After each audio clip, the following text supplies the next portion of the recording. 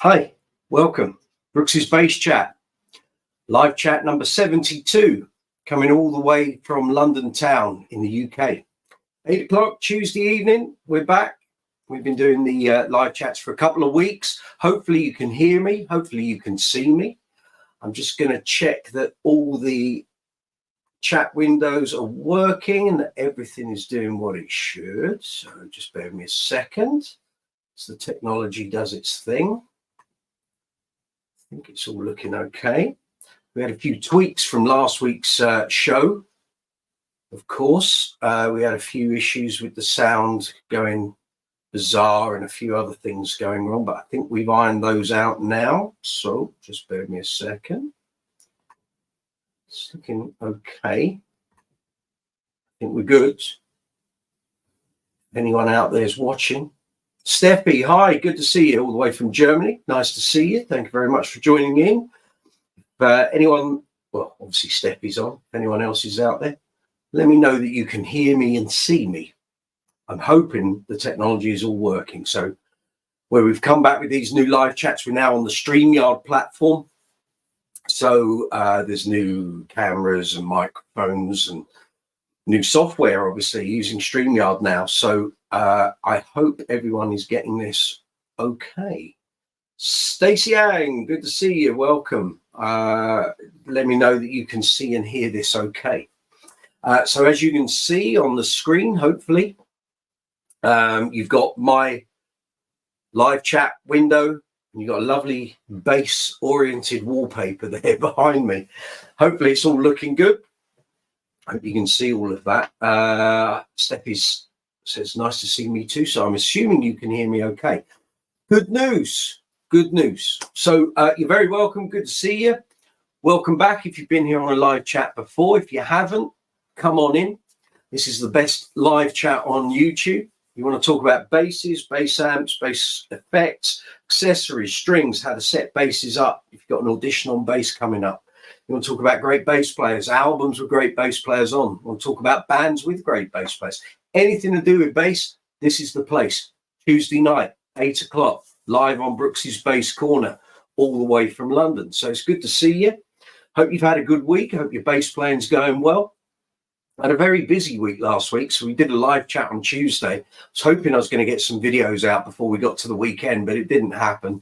I had an ABBA tribute at Epsom Racecourse on the Thursday.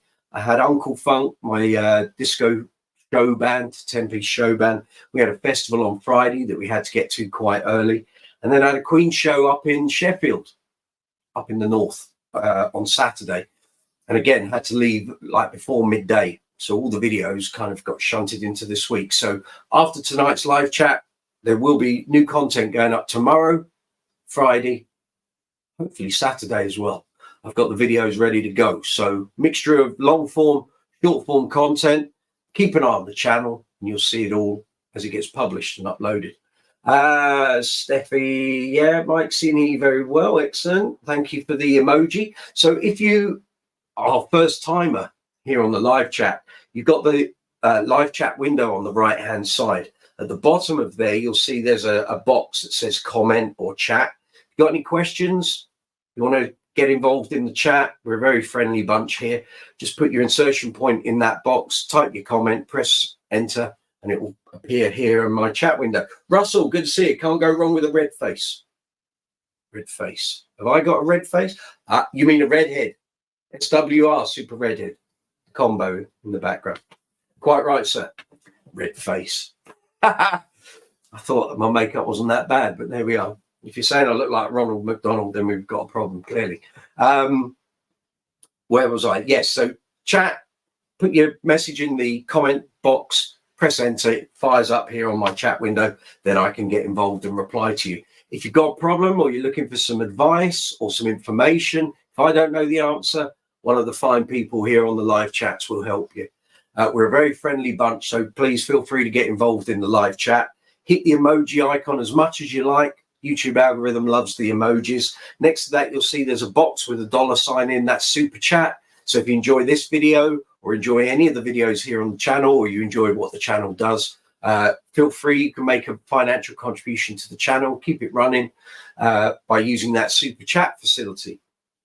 You don't have to. The videos are free to watch, free to get involved in. But if you like what we do, then feel free to hit that super chat button.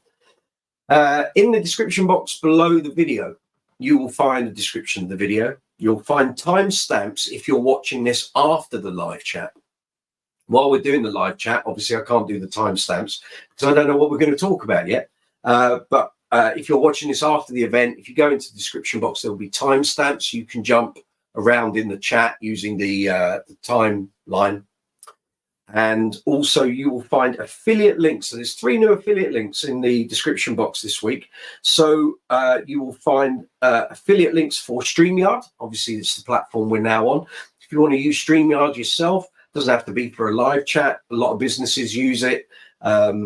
If you want to create videos and time them to go up at a certain time and go live, you can do that. It has a webinar facility. But anyway, there is an affiliate link there. So if you want to take on StreamYard yourself, if you use the affiliate link in the box, it helps our channel. You will find a referral link, a referral affiliate link for vidIQ as well, which I'm now a user of, predominantly a user of vidIQ. Have been a fan since day one of the channel, but now a fully paid up member on their kind of more advanced facilities that they offer. So there's a referral link there, and there's also a referral affiliate link for Top Cashback. So here in the UK, if you buy a lot of stuff online, do a lot of shopping, buy your insurance online, mobile phone tariffs, 1,000,001 other reasons to shop online. Over 15 years of using Top Cashback, I saved over £9,000. So that's £9,000 I got back in my pocket. So there's an affiliate link there. If you click on that link and open up a Top Cashback account, you will receive, when you go through with your first purchase, you will receive an automatic £10 cashback straight into your account. So it's basically free money. I know some people kind of get a bit scared with the whole cashback thing. There's no reason to be scared. I've used Top Cashback since 2009. Before that, I used 2 other websites. So I've been using cashback since like 2003, 2002, 2003. I think if I amalgamated the amount I've saved over the 3 sites, it would be, well, you've got to be getting towards sort of 13 or 14,000 pounds. So as I say, if you're here in the UK and you use Top and you want to use Top Cashback, but you haven't already done so, you can use that affiliate link there.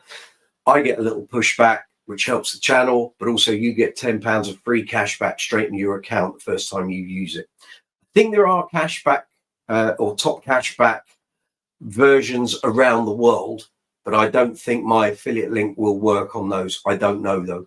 Never sent it to someone in another part of the world, but I know here in the UK it does work. So if you've not used Top Cashback before, maybe you did once before and haven't really used Top Cashback as a company, feel free to use that. It works. As I say, over 15 years, I've earned back £9,000, which isn't bad going.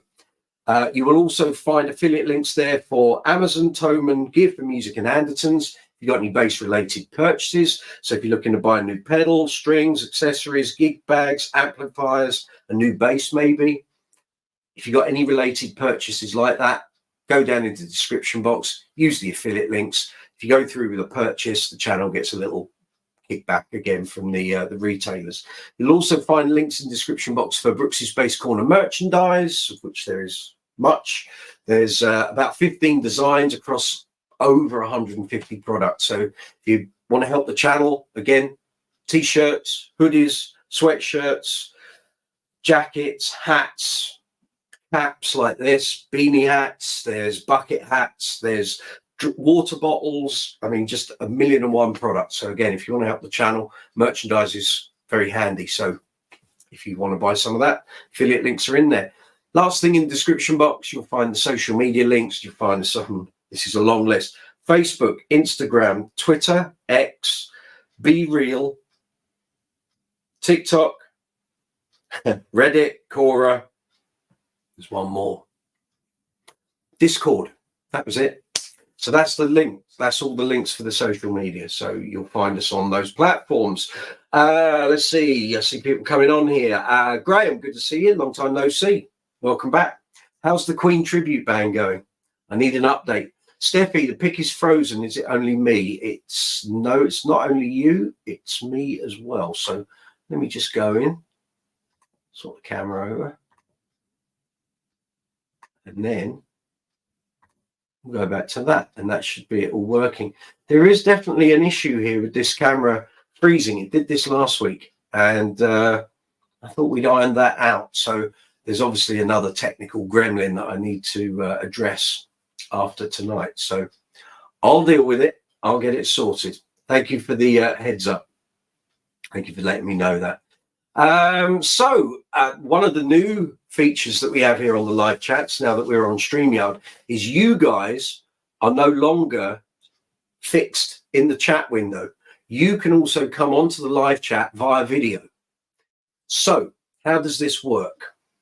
Let me explain. So we now have the facility where you can, using a webcam, camera, whatever you use when you're doing camera work online, if you're doing a Zoom call or on a forum, basically you can now come here on Brooksy's Bass Corner live chat and get involved via video. So if you send me an email to this email address going along the bottom of the screen in the ticker, which is brooksysbasscorner@gmail.com, I can then send you a personalized invite.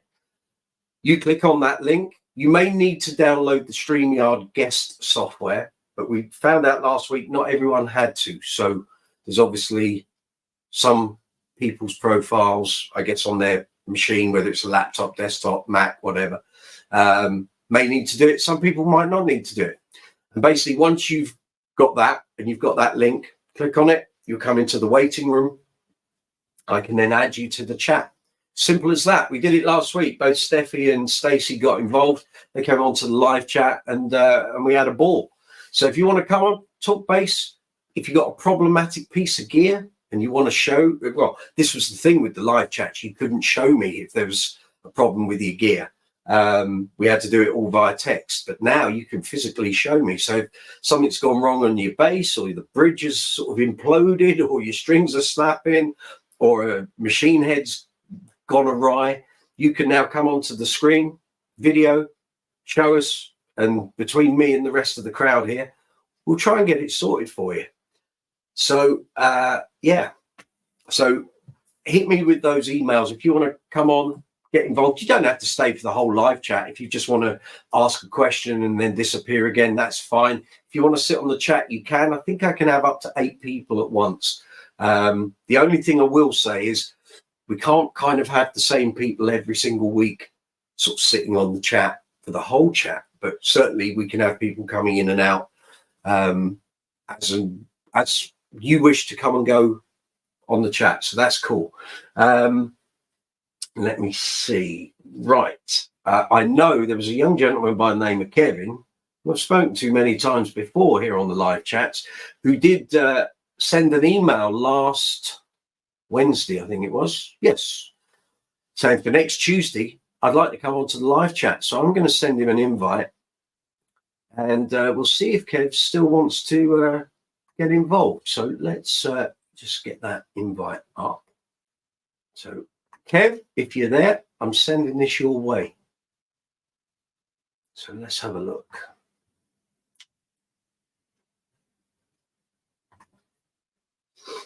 We'll try and do this. So it's coming your way, Kev.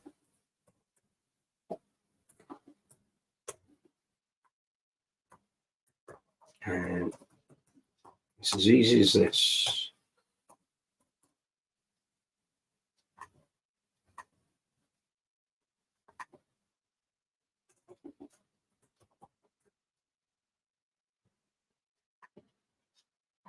Here we go. Kevin, if you're out there, there's an invite in your email. So if you want to come and join in, feel free. Okay. I'll send one to you, Steffi. So we'll do that. Okay.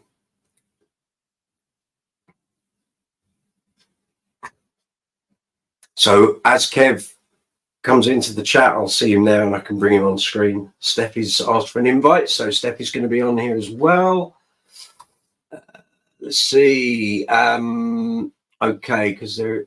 Hold on. There's a huge thunder going on your ear. Sorry if I might get lost. No, you're fine.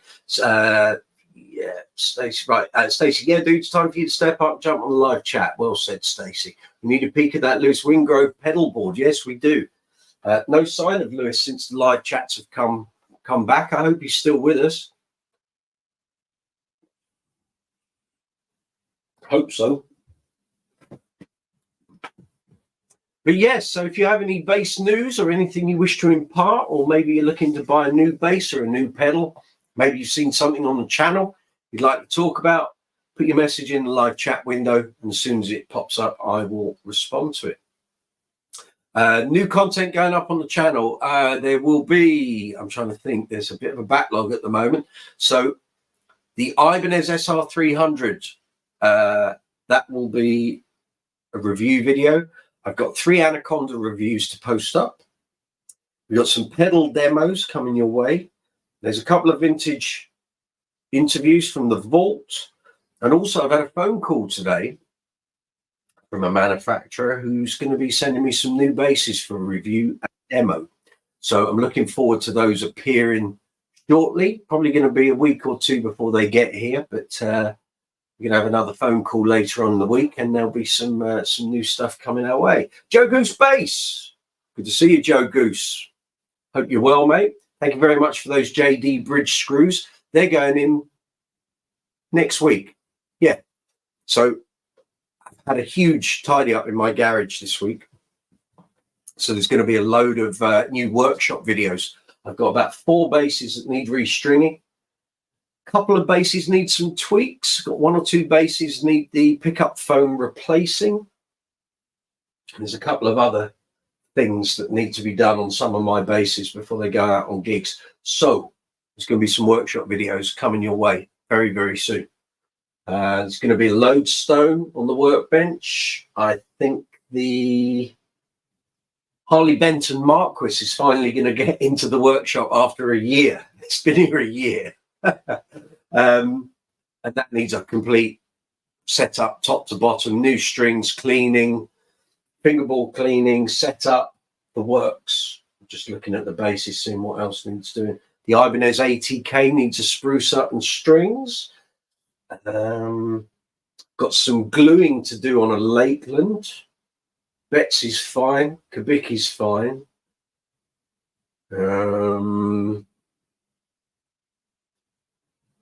Lodestone with Sim Super Quads needs some tweaking. And the Lakeland is the base that needs the foam, pickup foam replacing. And there's also on my Precision that I use for the Queen shows, that also needs some stiffer foam in it. The pickups are moving about a little too freely for my liking. And then 2 of my GBs need restringing as well. So there's plenty to do. So we'll be getting on with those. There's Steffi waiting. Let's bring her into the show. Evening, Steffi. How you doing? I'm doing fine, thank you. Good. How are you? She helps me put my earphones so I can hear you then. Go. I'm doing fine, thank you. How are you? Excellent. Yeah, I'm good. Can everyone hear my sound okay? Because I'm hearing your sound. There's a funny noise on it. It might just be the fact that we're running over Wi-Fi rather than a cabled connection. But can you hear my voice okay? I can hear you. Okay, that's good. Yeah, Stacey's saying that's awesome. Yeah, regarding the new basses, excellent. So how's your week been? Any practice? Any bass practice? Not yet, but I'm going to start next week. Oh, very good. I found a teacher in Nuremberg. Superb. Yeah, I'm going to start next week. It's an online course. Oh, great. Yeah. Good for you. Yeah. Oh, excellent. Looking forward to it. Look forward to hearing your progress. Yeah, me too. Good. Right, let's just see. You've got comments coming in here. Stacey says, yes, you can hear us both. Okay, Stacey, Is there an odd sound on Steffi's sound, or is it clear? Because I could hear like there was like some noise in the back, not in the background, but there was like it was like the noise we had when we did the dry run, which is why I'm thinking it might be to do with the Wi-Fi connection. Because I thought maybe you heard the thunder.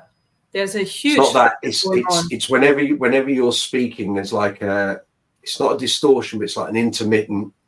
It's not almost like a vibration sound, but it's not. No, it says, oh, Stacey says it's all clear. It must be at my end then. Okay, no worries. We're good to go. Let me just check the emails, see if we've got any more joining in. No, I think we're all good. Okay.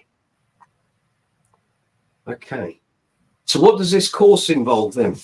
What are they doing? What's the kind of breakdown of it? What are they what are they going to teach you, and kind of what's the stages? What's the schedule on it? It's more than 70 videos. So you pay just one time. It's about 150 euros, but you have a lifelong access to that course, to that classes. And I think that's great. And I'm in contact with that teacher. We write emails back and forth regularly. So I can ask him whenever I need help or got a question. And I think that's pretty good, because I tried Musician and it didn't work for me, honestly, because Musician is not translated into German. And even though I do understand almost 100% of English, I think if you want to learn a new instrument or learn anything, you should do it in your own language, in your mother tongue. Okay. So maybe Musician works for other people, but it didn't work for me at all. Okay. And so I decided to do this online class, and I'm really looking forward to it. I'm really curious. Do they give you? Is there like any sort of qualification at the end of it, or is it just by the end of the course you'll just be a better player? No. Okay. No.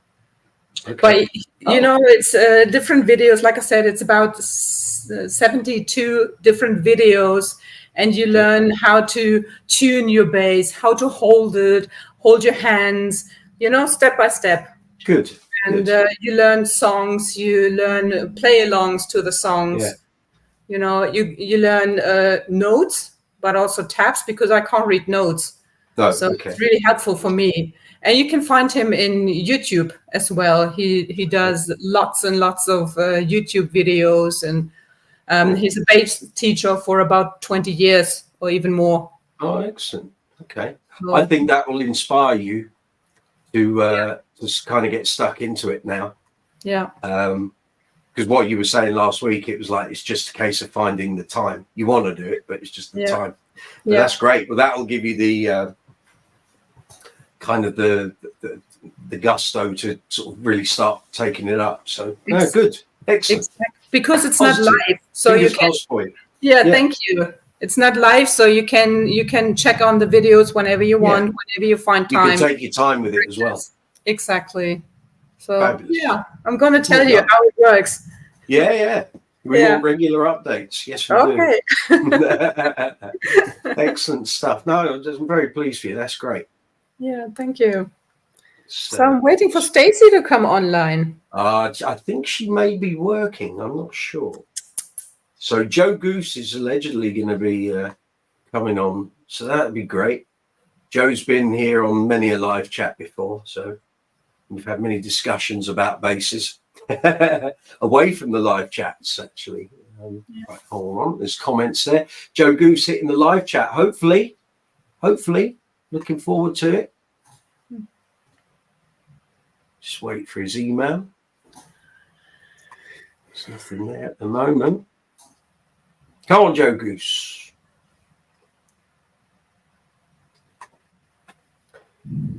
Yeah. Email's on the ticker at the bottom, Joe. You should see that. Brooksy's Bass Corner at gmail.com.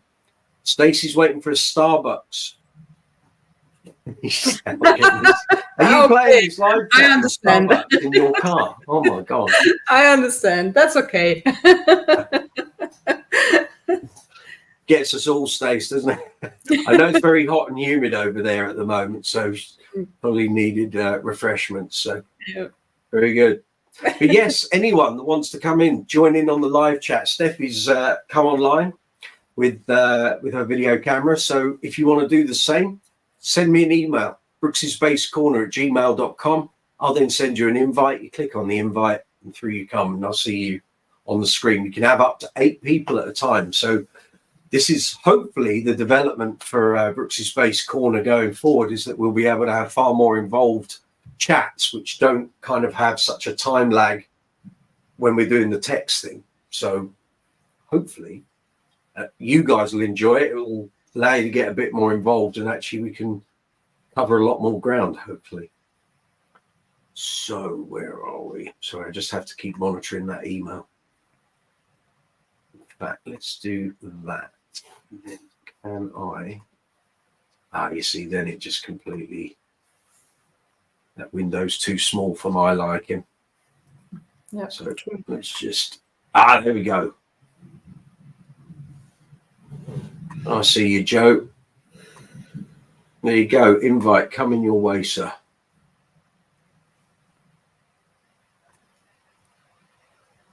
There you go. I'll see you when you appear in the green room, mate. No, I didn't really want. I'm just trying to get my screen, what I need to see, laid out properly. There we are. That's better. Right, I can see everything now. Much better. That's it. So I hope everyone's had a good week. It was very frantic last week, so we did the live chat. And as I said at the start, I had 3 gigs on the bounce, Thursday, Friday and Saturday. And it was hot weather, hot gigs, a lot of time spent on the M25, which is the circular motorway that runs around the outside of London. And a lot of hanging about. But the gigs were great. The ABBA gig at Epsom Racecourse was fabulous. The Uncle Punk show at Chid Fest down on the south coast, that was very good too. Caught up with some friends I hadn't seen for a long, long time. Rick Parfitt Jr.'s band were there, and I know the drummer and the guitar player. And funnily enough, I knew the bass player, and he knew of me, but we'd never actually met. We'd never crossed paths, so that was good to put a face to the name.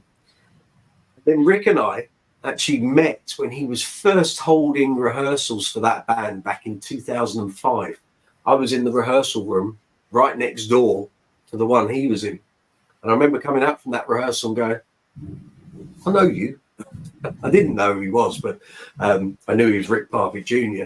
And then my mate, who's the drummer, walked out of that rehearsal and was like, you playing? Oh, right, okay. So we've known, again, he knew of me. We've chatted on Facebook before, about 15 years ago. Never actually met apart from that time at the rehearsal studio. And it was good to see him and have a chat. And yeah, all good stuff. And then Saturday was the Queen show up in Sheffield, which was a public event at a civic centre in Sheffield. We had a great night, great crowd. Look forward to going back. I think they had an absolute blast. So I know we did. So all good, all good. Oh, I can see someone else's. Stacey's in on it as well. Hold on. We're getting everyone. There's a flurry of people coming onto the live chat this week. So, yeah. So, like I say, this week there will be new content going up from tomorrow, probably tomorrow evening, I would imagine. I've got a fairly busy day, but there'll be new content tomorrow evening, and then another thing on Friday. And then I think Saturday or Sunday. It might have to be Sunday that the other part will go up. Got a bit of a frantic weekend. Gigs Friday, Saturday. Friday we are at Santa Pod in Wellingborough with Uncle Funk, doing the Bug Jam Festival, VW Action Festival. We did it last year. And actually there's a video in the Bass String Experiment series where you'll see I'm on a stage with a huge platform boot It says Bootsy Collins, and it's that event. So we're doing it again. And then Saturday I've got a Queen show down in Verwood, which is down in Bournemouth. There's Joe. So yeah, busy old weekend. Joe, we're coming your way. Here we are. How are you? Can we hear you? That's a JD, my friend. How are you? Good. How are you? Good. We can hear you too. Yeah, good. Lovely to put a face to the name as well. Yeah, I literally turned my mic off. Okay. I'll turn my mic all off good. if I get feedback. That's okay. No, it sounds good. In fact, I'm actually going to turn the volume up a bit because I think my headphones are a little quiet today. There we go. I'm trying to get the bass in the. Of course, that has to be done, doesn't it? And then Stacey's appeared as well, all the way from Starbucks in North Carolina. No, I'll get you. Yeah, I'm waiting on my Starbucks, man.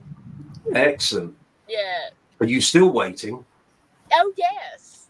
We have quite a lineup here in the drive-through. That's kind of the story of it. Yeah.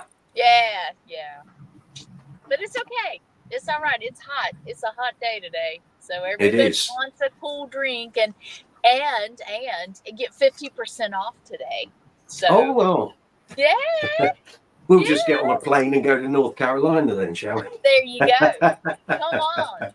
We got the drinks at half price, man. Excellent. 12 to Excellent. 6. That's right. There, look, we've got Joe Goose on our live chat. How about that?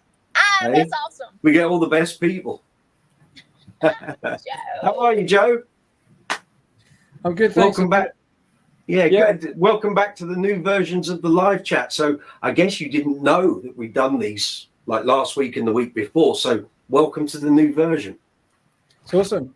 It's great.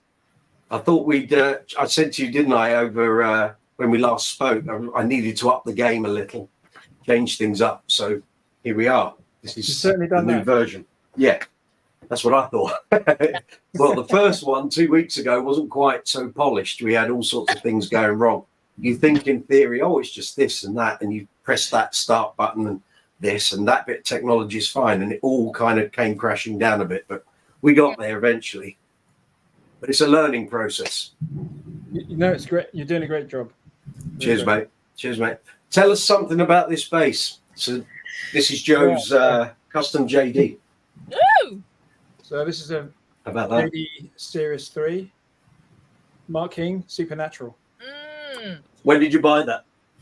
So I've had this about 4 years now, and I got it after lockdown. Yeah. It got delayed in lockdown, so it took 3 years to make. Okay. I've ordered 2 more, and they are now over 3 years. They're busy chaps. So they're very busy chaps. Yeah, they're very busy. Yeah. But I actually gave him a call about 6 months ago, and he just said, I can't remember the son that runs it now. Michael. Yeah, Mike. Yeah, Michael. Yeah. He said, just give us a call from time to time and have a checkup. Cool. He's very relaxed. Yeah. So I think since Mark picked his one back up off the rack at home, the popularity has suddenly gone through the roof again. So they're probably as busy now as they were in the heyday in the 80s. You've got Status that have closed down, so you've got all the Status guys that don't want wooden Statuses. They'll come over to JD, and then you've got all the Mark King fanboys. Of course. With fully signed up, paid up members, of course. Go on. So us loyal JD fans are left in the dirt. We're still out there. We're still out there. That's it. We never went away. They just once Mark stopped using them, kind of the popularity dropped off, and I think they kind of got tarred with that brush of 80s and early 90s Exotica, and they just kind of fell off the radar. And once Britpop happened, everyone wanted Precisions and Jazzes, and that was not the death knell, but they suddenly, it was like wows in the 90s. No one wanted them. Suddenly Tool came along, Justin Chancellor, and they've gone through the roof again. It's funny you talk about Britpop because me and my brother's, I got identical twin brother, and he's a fantastic guitarist. So we used to have a band together, and this is back in the, early 90s. Mm-hmm. It was the late 80s, early 90s, and we actually had to go through that whole indie period. And we were real 80s. We were like, my brother's a session kind of blues guitarist, and I was jazz, funk, pop. We really struggled trying to get gigs. Everyone wanted to hear Blur and Oasis, and we were playing like 80s, Huey Lewis and the News, Marquess. Well, I remember going in places like the Bass Center and Sutakina in Denmark Street, and there was the bass cellar there. And actually, the shops in Denmark Street used to change name constantly, even though they were pretty much all owned by the same people. They'd change. But you would go in there, and in your head, you're still thinking, oh, Exotica and 80s and, brunettes and all of this. And I remember it distinctly through sort of 92, 93, 94, 95. All the Exotica, it was like someone brought a lorry and stuck it all in the lorry and filled the shop up with Fenders and Gibsons. That's what happened. And it was like, where's all the stuff gone? Tragic. It just happened. Thankfully, the Bass Center always had a market for the exotic stuff, but those other shops, suddenly they would have entire ranges. Yeah, in Denmark Street. Actually, most guitar places in the country, suddenly all the exotic stuff got pushed to one side, like in a small corner. And the whole displays would just be Fender, Rickenbacker, Gibson, Stingrays-ish. Yeah, I mean, me and my brother used to go and work with my dad on the building site, like in Europe. Back in Europe, you could get all those basses, Pedula. Yeah. You get all the fancy American basses, But you couldn't get them in England. Yeah, Mike said. Britpop was a very British thing. So, Oasis and Blur and all of that didn't really translate to Europe until they became a lot bigger. The whole Britpop phenomenon actually wasn't that long, but I think what it was it jumped on the coattails of what had been grunge. So as grunge kind of died out at the end of 93, start of 94, that was where Britpop then sort of, it was like one came in and one went the other, like that way. Yeah. I was in Argentina in 2012 because my dad's family were from Argentina, and they were into Britpop then. Right. 2012. Oh, wow. I was there to bars and they were playing Blur and Oasis 20 years later. They missed the boat somewhat. I can see a message from Kev. He says, I can't download the app to go live, but we'll get my daughter-in-law to do it next week. No problem, Kev. We'll see you next week. But, I mean, by all means, stay on the live chat and contribute via text. You're more than welcome to do so, of course. So this is the new live chat here on Brooksy's Bass Corner. We've got me and 3 other Herberts discussing bass, talking about bass guitars on video. This is the way we're going ahead. So if you want to get involved in this, everyone could, I can have up to 8 people at a time. So if you want to do that, what you have to do is drop me an email at brooksysbasscorner@gmail.com. I'll then send you an invite link. You click on that link. Bob's your uncle. You're on the screen. And we can talk bass like I'm doing with Steffi, Joe, and Stacey. So, yeah. That's how we're rolling, man. Do any of those small shops really exist anymore where you can, over there, that you can go in and well, Denmark Street still exists. So Denmark Street is what was Tin Pan Alley in the 50s, 60s, 70s, 80s and 90s. And it's still there. But a lot of the shops, there are a few, but not what there was, because basically that whole area has been kind of reconstructed. And there were venues like the Astoria. You had the Borderline, Break for the Border. There were loads of pubs and stuff around there, and they've all gone. They all got bought out to make room for new venue. Well, actually, there's a new venue there now, but that wasn't the original reason why it all got remodeled and reshaped. It was to do with the cross link trains that are going underground.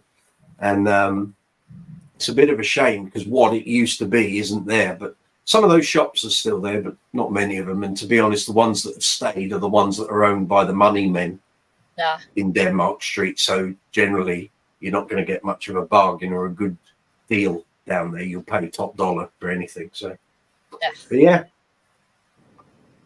Yeah, a lot of history in that road. You know, Bowie wrote a lot of his stuff there, and Elton John and was it Benny? Was it Elton John and Bernie Taupin met in Tin Pan Alley? Yeah, they used to write tunes, didn't they, for the shows or something? Exactly that. And actually, all those buildings, when you actually look at the street, you think, oh, it's not a very big place. But what you don't realize is in that street are loads and loads of buildings. And you look at it ground level and you think, oh, okay. They go up and backwards. And some of those buildings had like 6 or 7 separate parts within them. So, you know, there was a lot of songwriting going on. It was basically a songwriting street. So all the songwriters, the publishers were all based down there. So yeah, crazy times, a lot of history, and yet it's all getting not knocked down, but because those buildings are still, it's not the place it was. That's it. Some of the basses here in my collection were bought down that very road. The pink Kubicki was bought in Sutakina. The black Fender Precision Light was bought at Soho Soundhouse, which is just around the corner from there. I think what else? Tons of stuff I bought down that street over the years. Crazy. Crazy. And it used to be that you could walk down that street any day of the week and you bump into a famous musician. Because invariably, whoever was over from America would head straight to Denmark Street looking for vintage guitars. This place here was bought. Oh, look at that. This was just a Japanese 70s reissue. Yeah. It's been modified by the guys at the Bass Gallery. Oh, well, that was the one you took in. Yes. Yeah. Cool. This is the best jazz bass I've ever played. Excellent. Well, then you keep it. Yeah. It wasn't. Don't sell it. Keep hold. The Bass Gallery, it was an okay bass when I took it in. It was a good bass. Right. Yeah. And they did the fretwork and they put the electronics and the pickups and the bridge. Is it still volume tone? No, it's got one of the John East. Johnny's. Very nice. Yeah. I can see Kevin. Kevin's joining us. Yeah, Kevin's joining us. Welcome, Kevin. One of the John East. Very nice.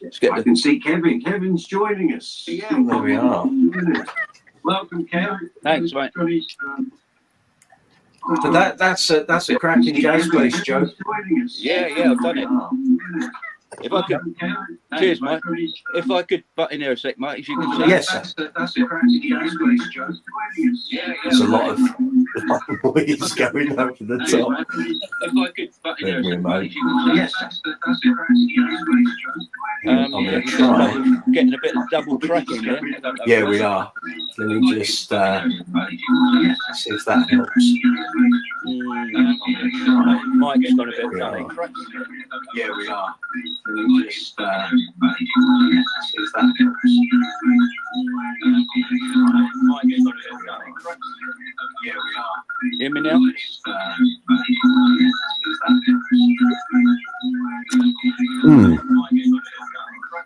There we go. Hear me now? It's great. Let me see if I can adjust something. Bear with me a moment. I'm going to edit your mic settings. Reduce. Wow. Listen to that. I'm going to edit everyone's mic settings. That might. Oh, that's better. Give me a moment, guys. I was going to say, has somebody got the YouTube video playing as well as their? I think somebody's got their YouTube video and their StreamYard video playing. Yes, that's me actually. That's me, Mike. Actually, let me put that. Okay. I'm going to turn that off. Sorry, that was me. Right. There we go. Yeah, that's good. Yeah, sorry about that. It's me. Well done. Yeah, well sorry, mate. Let me just go in there. As you can see from all the people there, I'm an older guy, so that's all right. I'm not a musician as such, but I do play around with guitars and basses. But my grandson was in a band, and they were about to get signed, and the girl singer pulled out at the very last minute over one thing or another. But she was good, you know. She thought she was going to go to the big time, but in the music industry, that doesn't mean a thing. You can be the greatest and get nowhere. It's just pot luck, as everyone knows. Very true. In the meantime, I've got so much blinking equipment in the house at the moment. I saw him the weekend, and I said, "Look, Lou, I think we got to start shifting some of this." He said, "No, keep hold of it. I might need it." And the problem with him at the moment is that he's formed a couple of new bands, but he's found that even though we're friends, all these youngsters start arguing with one another. You know, they're little. Oh, I don't agree with that. And all of a sudden they're at one another's throats. And he said he's got to give it a rest for a little while until they all calm down again, you know. But I know. Can I just show you this bass that I have got here, Mike? Don't you? Yeah, sure. Yeah, it's this is the. I'm looking at your ceiling at the moment. Yeah. Sorry. Yeah. Yeah. Oh, shit. Sorry. Oh God, come back. No, lost it. Sorry. That's all right. It's all right. We're going nowhere. We're here for hours. We lost the picture again. Oh, blow. It's all right. It'll come back. Let's go back to that. We're nothing if not polished here on Brooksy's Bass Corner. Yeah. Oh, sorry about that. That's all right. No, I can hear you. Yeah, I should be back now. Yeah, back. There we go. Right. Let me just show. This bass is the Chowney short scale bass. Oh, yeah. You ever reviewed one of these, Mike?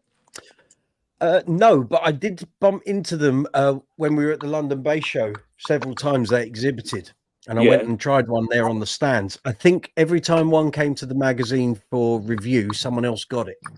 So either like when they first sort of appeared, I think Adrian did the first reviews, and then after that, Nick Wells probably did the reviews, and then after that, Joel did the reviews. So I never got to get that. I got everything else. But it's a lovely bass. The only problem with it's got these blinking flats on it, and because I don't play all it often, my fingers get a bit grazed up. Is the only way. But I was speaking to my grandson, and he said, "What you want to do?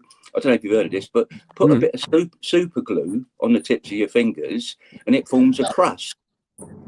And people tend to do that if they get like a blister or something on their callus, because what the super glue does is kind of reinforce the skin.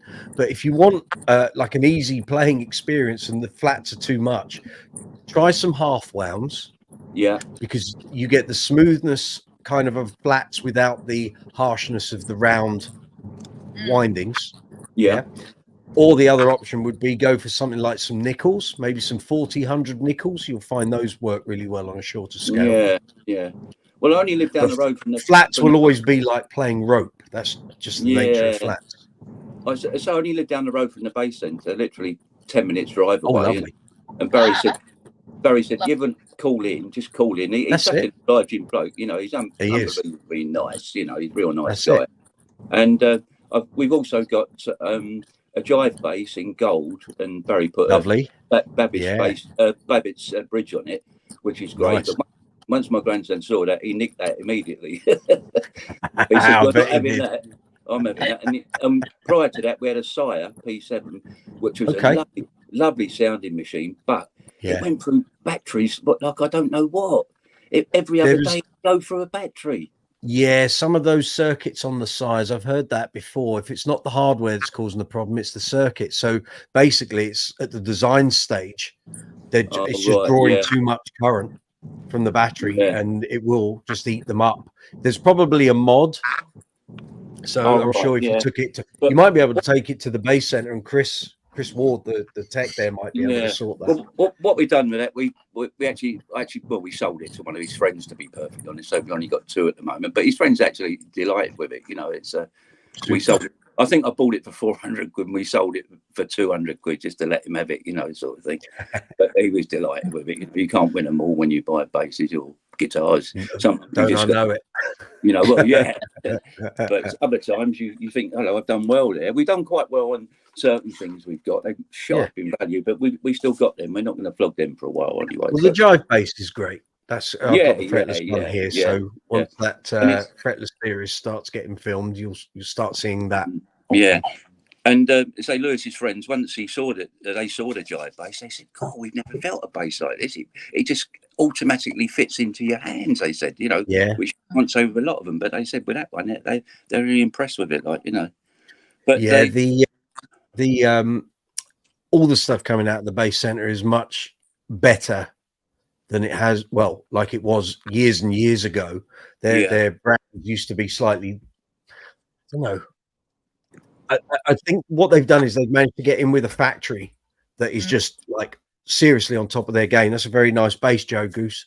But the stuff they've got coming out, like the Betsy, the Jive, all of the Bassmasters series, they're seriously top notch.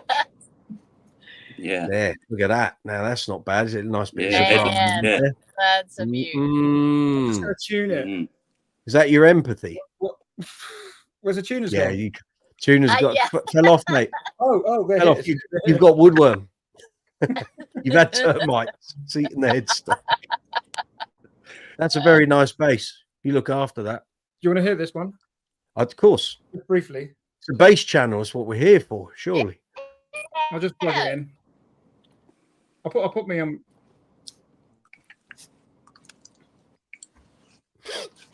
This is the joy of the video stuff on live chat. You see, this was the grand plan.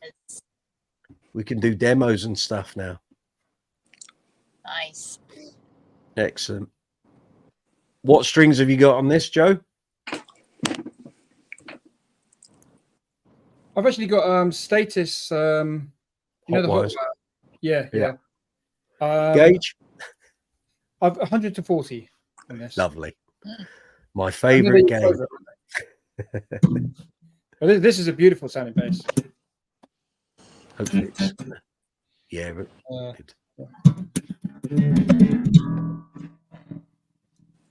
can't remember. A bit of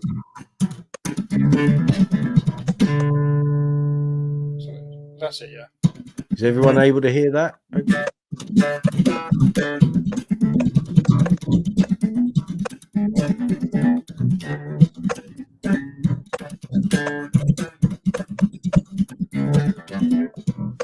Very twangy, you know.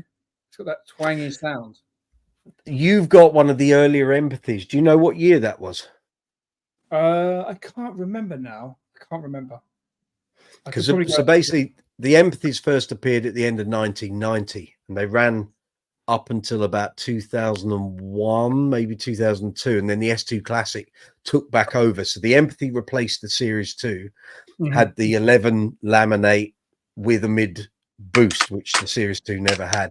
Then the empathies stopped and the S2 Classic took over. But the first about 6 years of the empathy, so 90 to 96, the circuit was very Mark King, very twangy, lots of treble boost, not a huge amount of mids.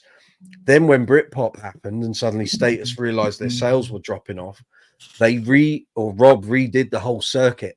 So it wasn't that the twanginess disappeared, that was still there, but maybe not quite as glassy as it had been before. But suddenly the mid-range was like a battering ram. So that mid-range boost, which is why some people have an empathy and they go, oh, the mid-range isn't doing very much. Well, no, the first 6 years of the circuit are not the same as the 6 years after that. So anything from 96 to about 2001, 2002, that mid-range circuit is like, it's like a punch in the face. It's just so, it's like a real bark. So I think you've got one of the earlier ones.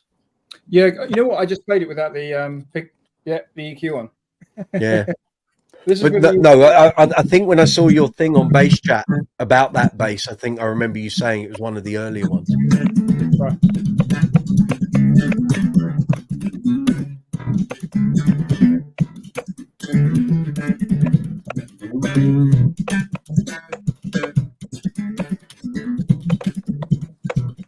So it's got a lovely that twang there.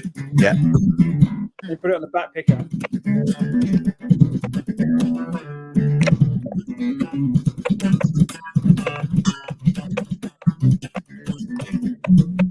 That's it. Tone we know and love. And then it's got the fingerstyle tone is, like you say, it's got that barky kind of. Yeah. And get that.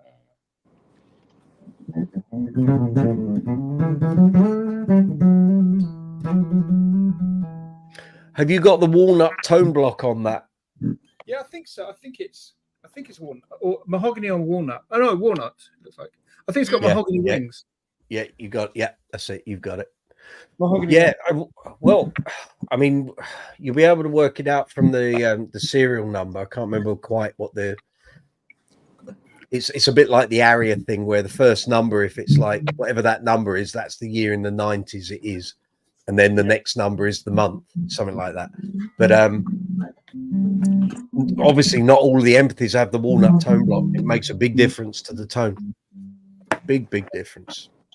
No, it's a beautiful bass, you know. But you know, my main bass is actually my Fender Jazz. That's my kind of But for this kind of that's not normally I do that on the JD. I love things. It's funny because I put the JD for slap, but this is my kind of go-to slap bass. Then the JD is my kind of soloing. And then bass, and then I do the jazz bass. Is kind of does everything, you know. Yeah, that's cool. How are you getting on with the Johnny circuit? Is it the Uni Pre? You know what? It's funny because when I went to the bass gallery, I said, "Can you put a Bartoloni?" No. I asked for what did I ask for? I asked for 2 Bartoloni single coil pickups and a Bartoloni. That's right. I think it's called an MBT or MBT or something. Preamp, and they gave me secondhand. They charged me like £100 for the actual hardware. So they gave me secondhand not single coil. What's the opposite? Like a dual coil or humbucker pickups. Okay. So hum counseling. Are they okay? Are they splittable? Can you split the coils? No, they're the humbucker. You know what I mean. They're kind of hum counseling, so they're very quiet, super quiet. So they're smooth. You don't get the punch you get a single coil. But you know what? They sound incredible, you know. And then they gave me the Johnny's preamp, which I didn't want. I didn't want that because I don't like all that chrome hardware, and it adds much more weight to the bass guitar as well. It's quite heavy. Sure. Yeah. But the sound is incredible, you know. Yeah, John circuits are. I mean, the first one I had put in mine was the Marquess Retro in my Marcus Miller Jazz. Oh, nice. And I remember him. I was there while he was doing it. I went to his place and he was putting it all in. Afterwards, I was going to a pub gig with my covers band, and I remember thinking, right, well, I'm going to use this bass tonight. And the sounds, it was like every sound I was finding was just like, oh my God, my new favorite tone. And even now, so that's like nearly 20 years on. There's so much flexibility in his circuits. It's just crazy. No wonder everyone wanted one in the early 2000s when he was like one of the first ones that allowed you to hide the battery under the control plate, which is why there was no drilling. No one had to drill anything. You could fit the battery in. Yes, yeah. So this one here, so I can do my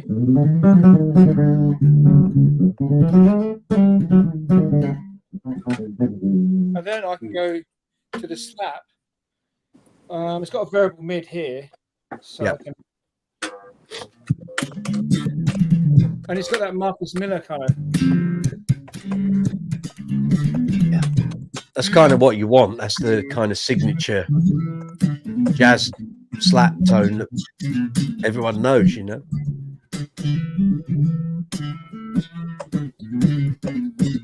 But I can play up I can play lines like bebop lines in slap because it's so responsive.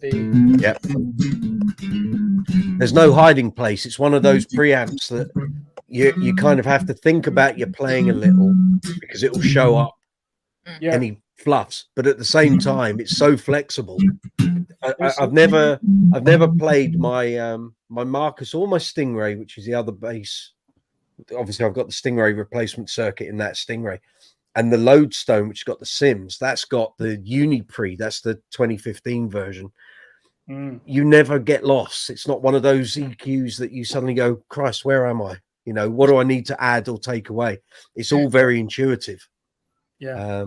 It's funny because when I was actually living in, this is when I used to live in Paris, and I had a setup. I had a Boss LMB 3, and I had a John East outboard preamp. John East make these big blue preamps. That's right. Molded plastic, and they were basically this, but in a pedal form.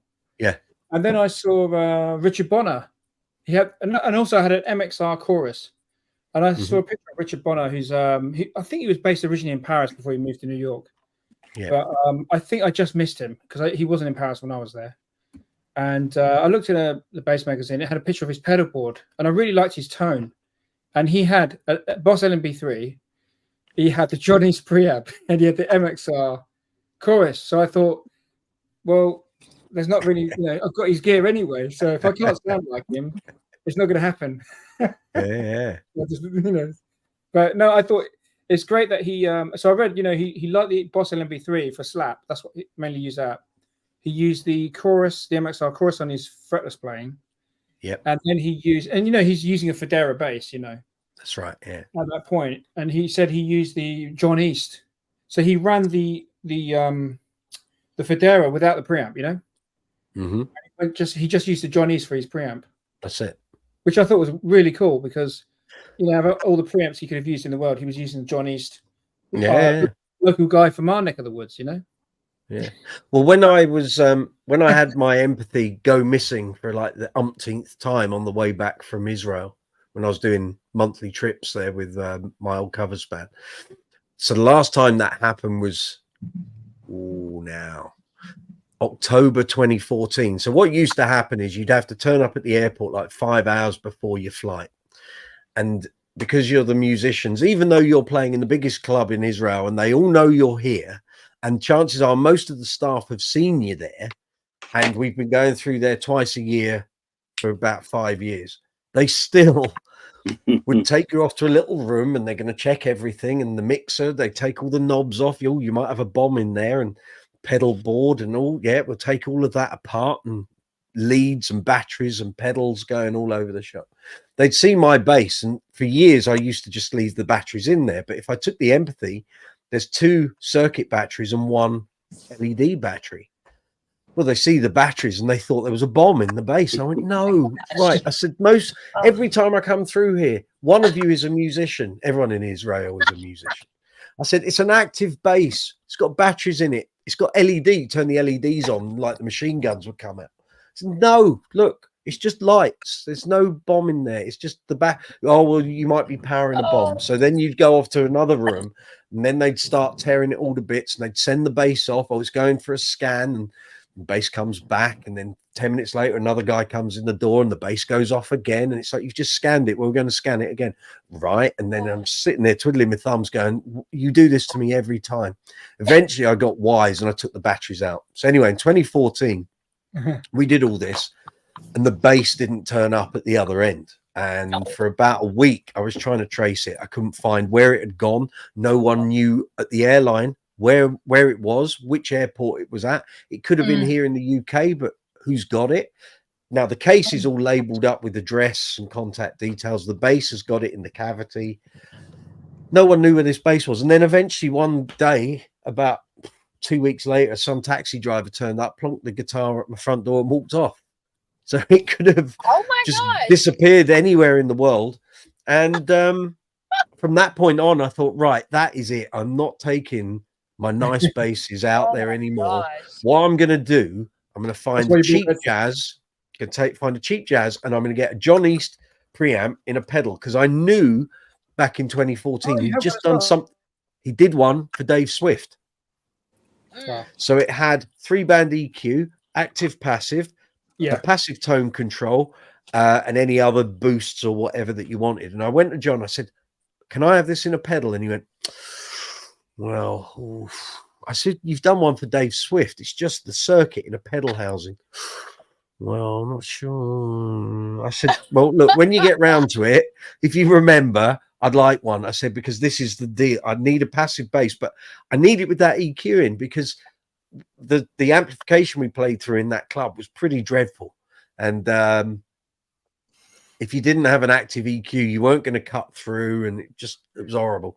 So anyway, I kept my eyes open for this, for a cheap jazz. And for some reason, I could not find a decent cheap jazz. There were plenty of basses that were like 200, 250 quid, but they were awful. Anyway, I kept looking, and then this turned up. You may have heard this story before or not. So I've always been a fan of these, even though I'd never really played one, but I knew what they sounded like, because the guy from the Spin Doctors played one. So it's an Ibanez ATK. Another one. Yeah, The rainbow. good, yeah. Yeah, Now, rainbow. I always thought they only had the one triple coil pickup. This one's got an extra split coil, single coil in the neck. So there are the Japanese ones, and there are other like Chinese ones, and same with all these Middle East companies. Middle East, what am I on about? Far East companies. They farm them out to different factories and then slap a different price tag on it. So, sorry, I haven't played this in a while. It might be out of tune, or it might be all right. So suddenly lots of these were popping up, and they were on Bass Chat, and they were on various bass forums and eBay. Anyway, this one came up, and it was 50 quid. Oh Now, my God. Stacey's heard this story, so this gets really good. So it's You 50 quid. You can't even get a meal for that in London now. No, well, tell me That's about crazy. it. So it's Wow. not black; it's like a petrol blue, but it's really dark. I remember the Spin Doctor's bass player. He'd had like rainbow He colors. had a multicolored one, yeah. So Beautiful basically, these were brought out by Ibanez to be their version of a Stingray. So yeah, so it was 50 quid, and I was looking at it. So this was like on the Wednesday, and I thought 50 quid, yeah, I'll have that. I haven't even got to go to John for his pedal then. So I'm watching it, and on the Sunday it finished. So I'm watching it, and suddenly an email popped up in my inbox from Nectar. So basically, what it was saying was, if you transfer £100 worth of Nectar points into eBay, we will give you 50% back. So basically, you'll get £50 worth of Nectar points back. So really, it's only cost you 50 quid in points, but the points you already own. So you're not handing over any cash. And I was thinking, I could have that, and it's not going to cost me a penny. So I was watching the thing. Eventually, I won it at £103. So I used £100 worth of Nectar points to pay for it. Gosh. Paid £3 on my credit card to get it, and then got 50 quid back into my Nectar account. And it belonged to the woman that was selling it. She had bought this for her son in 2002, 2003, and she bought the other son a drum kit. And as with most kids, they give up their instruments way too quick. And it had been packed away in its case since the end of 2003, never been played. Wow. It cost me basically 3 quid. And so you ran that passive with an outboard? No, it's all fully active. It's all fully active. Oh, John East. I didn't need the John East thing because I wanted the John East if I bought a passive Fender Jazz. Yeah. But I didn't go down that. I got this for 3 quid. Now it's a bit weighty, but I took this to Israel, and my thinking was, if it got lost, or the airlines lose it, or I watch the baggage handlers drive their buggy over it, I'm not going to cry about it. I've lost 3 quid, haven't I? Yeah. I haven't lost a $2.5 grand status empathy. Yeah. So, but it's got loads of tones.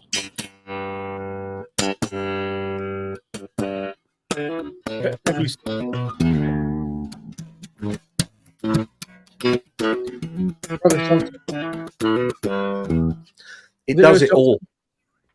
It's literally got 3-band EQ and then 5 settings on this switch. So there are 3 coils in that pickup and a single coil there. It does so many tones. There's a demo of this on the channel, and for the £3 bass, for a while I used it as well on every gig I was doing, every covers gig. It just covered so much ground, but it's just a little heavy. But again, if I have to go abroad, that's the bass that goes, because if something happens to it, I'll live with it, you know. Yeah. But it's got bendability, and they're 4000s on there.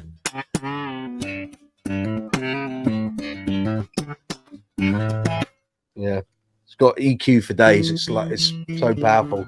And this is the Indonesian model, so cheap.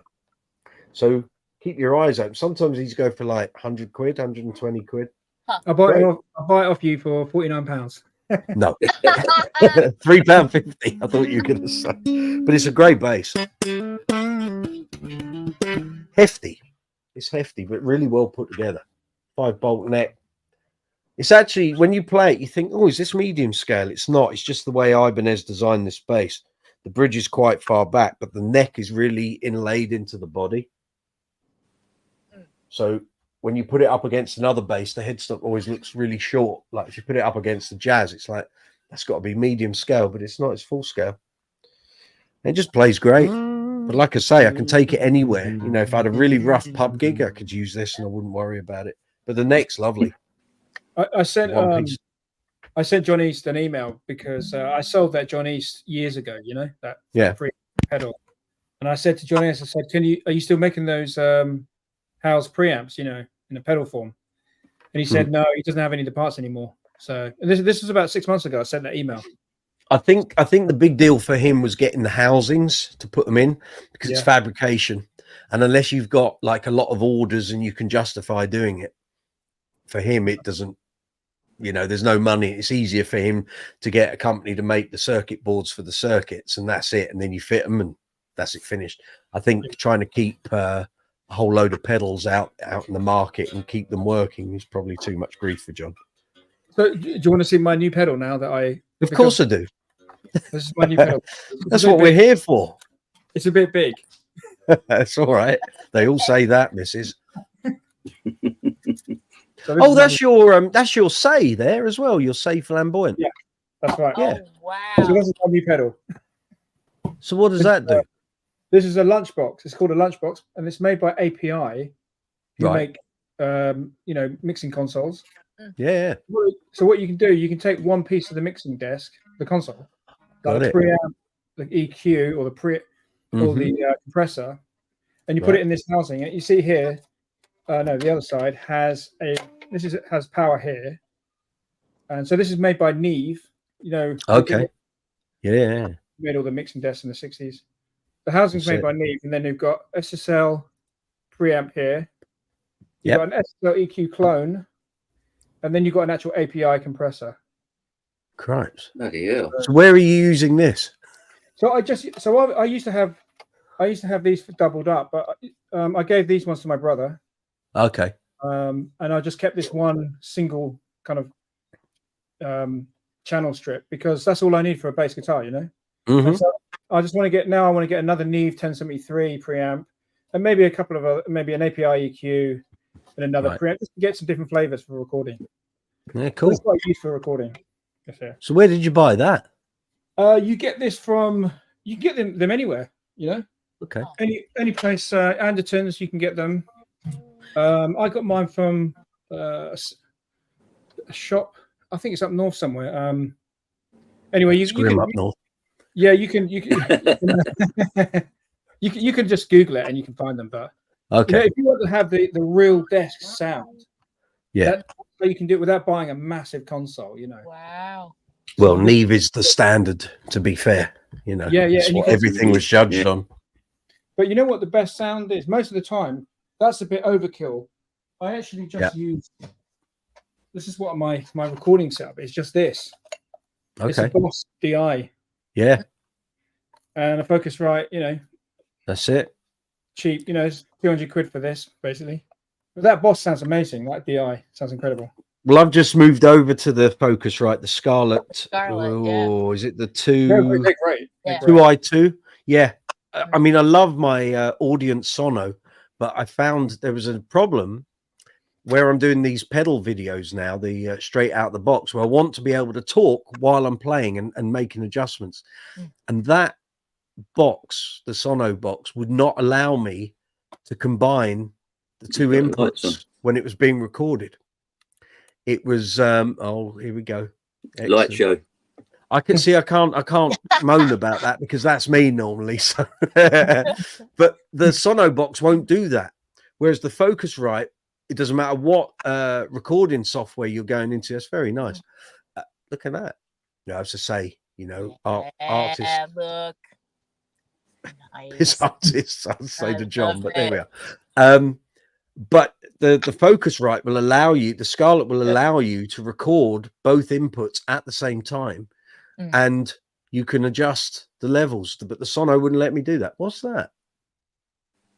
This is this is my bass that I've had for. That's your Yamaha. Yeah, exactly. My Yamaha. Yeah. So this basically lived on the floor of the metro in Paris because I used to bus in a funk band in Paris in the metro, and I would just fling this on the floor, you know.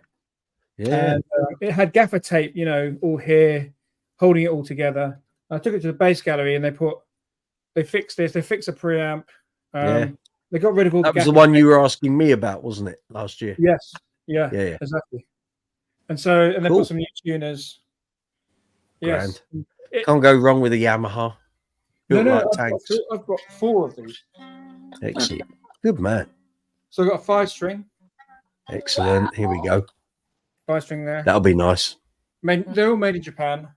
Excellent. And then another bass gallery job is this exactly the same bass. So this bass here is they're all about 30 odd years old. Yes. Ash body, Swamp Ash body, quarter saw maple necks, Allen-Co single core pickups. This was in the Mary Poppins Theatre for 20 odd years. So this is a pick bass.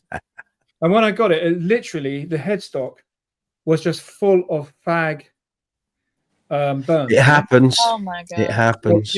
Because they would play in the pit bait. You know, they would be reading the score. And they put here. You know, because you could smoke back. You know. Oh yeah. Yeah. You put your fag there, and you could continue playing. So right. I mean, every probably what a picture. So every bass player played on this. You know, you probably had like tens of bass players playing this over the years. You know, the thing was back 30 years ago, back in the early 90s, which was when I came up here to go to university. Although I'm always from London, but I lived down the south coast and I came back up to do my degree before I became a professional musician. Every audition you went to round about that time, so 91, 92, 93, 94, every audition there would be at least 3 or 4 bass players with a TRB without fail. But I do remember there were a couple where what they needed to bring was a Fender 4-string, and they bought a TRB 6-string like John Patitucci. And I remember there was one, and the guy didn't even get the bass out of the bag. He started lifting it out, and the band leader went, "You're not playing that." And that was the end of that. The guy just went home. He's like, "Oh, okay." He said, "Well, this is the only bass I've got." And the guy went, no 6-strings around here.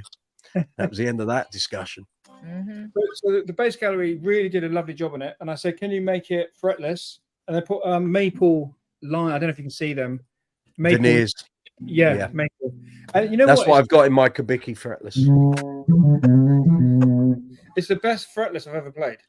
Yeah, nice. It's incredible. Very nice.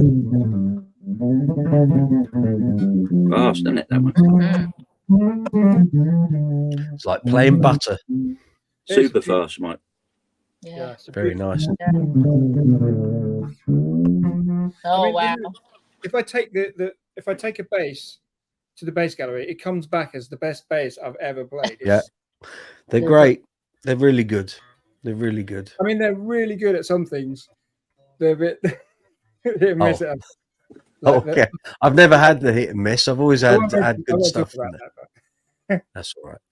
But you know what? To be honest, every repair shop, you'll always get that. There's always something that isn't right. But you know, generally, it was. I left them a bass to sell, and they lost it. But did they recompense you for it? No, but they're good guys, because what they said is they're building me a new site, and they're gonna deduct that from the price. You know. Okay. Oh well, that's fair enough. Okay. Very good. Yeah.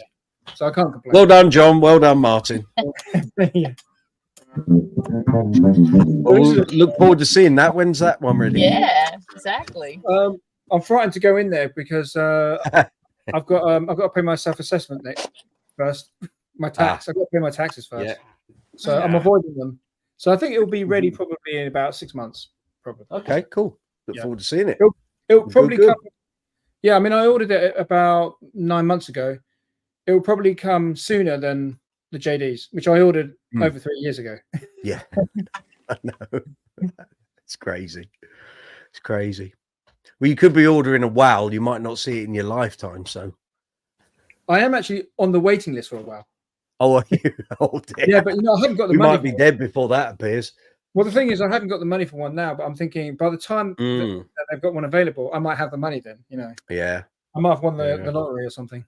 Still can't believe I turned away an 800. No, it was 950 they wanted for a 5-string Mark II Immaculate. And I argued over 50 quid. Happens 2001. It was sat there and I was played it. I didn't think it was that great a bass, to be honest. And I'd played the Mark King MIDI bass when that was at the Bass Centre for sale, and I didn't think that was very good either. That was awful neck on that. But, you think? But Mark King fanboys, they would have paid. Oh yeah. In fact, I wonder. I don't know who bought that. I know Barry could find out on the receipts book, but yeah, it was awful. Actually, some of the basses that went in then when he traded all the stuff in, some of them weren't that great. That Rob Steen, hello Rob, if you're out there. Rob sent me a couple of pictures of the Empathy that he bought, which actually I would have loved to have bought because it was a cracker. Was that headed 4-string? Yeah, it was, but it had never been used. We've never seen it used by Mark.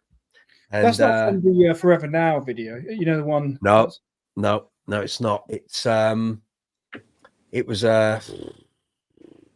it's almost like a sported maple, but it's not. It's not a sported maple. It's a maple. Is it a lighter bass? Light. Yeah, with like some really intense figuring on it, and it was great. I wanted to buy that, and Rob went, "Well, I'm sorry, I've got my name on that." So I picked up the 5-string. Is that the 5-string from the Guaranteed video? Yeah, and on the album. That's my favorite Status sound that he's ever got. Horrible.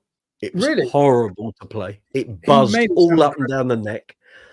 The strings were really well. Actually, Mark's action. Everyone always thinks Mark's got a low action. He hasn't, because the Swarovski King bass had quite a high action. I said to him, I remember him looking at me and go, "You're surprised, aren't you?" I said, "I'll be honest, I thought it would be a little lower." He went, "With light gauge strings and the amount of slapping I do, I can't have the strings low." He said it would just buzz. Say again? Is that a Status King bass? King bass, yeah, the one with the Swarovski crystals in it. Oh right, okay. I don't know that. So I said to him, "Well, the 5-string that you put in," I said, "that was like really high." He said, "Yeah, that bass." He said, 5 strings, I just can't get on with them. I said, "Well, no, obviously on that track it had to be that because that's what it was." But I played that and I could have bought it, and I went, "Not interested, not good." Now the pick of the bunch that I got to see, because I don't know how many of the basses had sold before I got there on the Saturday. I know the 5-string Stingray went to Jerry Meehan of Robbie Williams's band, and it had Mark's signature on it, and he scrubbed it off. He didn't want that. Oh no! But the pick of the basses, and this was a cracker. This was a cracker, and I know Morgan has got it now, but it was Alex Carter, who used to work at the gallery, used to work at the Bass Centre. He got this because he was down there when the basses all came in. Tattoos with a big bass. He's good. He's a good bass player. He's very good. He took Mark's Matrix with a Cocobolo top and Red Star LEDs, and he brought it down while I was sort of looking at the other basses. He said, "Here, try this." And it was amazing. It was like a Matrix on steroids. It was just incredible. And because it had the Cocobolo, you were getting that in the tone. Oh my God. And I said, "You don't want to sell this, do you?" He went, "Absolutely not." He said, "I've only just bought it." And lo and behold, about 2 months later, he sold it. And I say to him even now, "I wish you bloody told me you were getting rid of that, because I would have bought that." So anyway, I then had a mooch around the rest of what was there. So the Star Child was there for $6,000. The Wow MIDI bass was, say again? Too expensive. Just didn't want a JD. That's not expensive. Yeah, that's worth it. Yeah. So it was $6,000 then, and then I think Morgan bought that. Yeah, he got that for $6,000, but a couple of years later. Yeah. Was that the original? Star Child. Yeah, Mark and Morgan had to come to an agreement for Mark to get it back. That's very reasonable, $6,000, because that was a. This was 1997. Okay, because that was an iconic bass, wasn't it? That yeah. But at that time, $6,000 was a lot of money. So the maple 4-string alembic that was in It's Over, that's now owned by John Randall, that was $4,000. Right. Now, when you went over into the corner, there was a flight case, which when you opened it up was one of the long scale Cocobolo alembics. That was 4.5. Should have bought it. Should have bought it. Didn't have $4,500 then, but that's by the by. You're looking at like $8,000 to $12,000 now, aren't you, for those? Oh, right. Series 2 Cocobolo alembic. You're probably looking close to about $30,000. Yeah. New. I have seen them for like $24,000 on Reverb. You know, it's just nuts. The whole alembic pricing's gone through the roof. But so I'm looking around these bases, and there was all the Mesa Boogie stuff from that photo shoot for Staring at the Sun was there, and bits and bobs, and then there was a couple of guitars. Anyway, so then Nick Owen was there, and he said, "You don't want a Stingray, do you?" I said, "Actually, yeah, I do." So I've been thinking about buying a Stingray for a while. He said, "Well, why don't you buy Mark's 4-string?" And I was like, "Didn't know you had it." He said, "Yeah." Pulled out the case. There it was, translucent red, black plate, maple neck, bird's eye, set of 3090s on it. He said, "Have a go on that." Like, yeah, like that. And that was that. Is it the red? Yeah, red. So I walked away. 4-string, and only time it's been used by Mark like in a playing setting other than in the studio was on a program in Dublin in 1991, I think. And Rob Steen had a copy of it, but I've never seen it since. I guess he's probably put all his VHS videos away, but it was used on that. Yeah, I've seen that one and a 5-string version of that one. Right. So the 5-string is the one that Jerry Meehan from Robbie Williams' band bought. Yeah. You know what? I've seen photos of it's Alan Holdsworth with Mark King, Mike Lindup, Gary Husband in the summer studio. And there's a whole photo album. I've got them saved on my hard drive somewhere. Yeah, you know what? All the bases on the wall. Yeah, exactly. There's a guy, and the Stingrays are resting up against the Trace Elliott rack.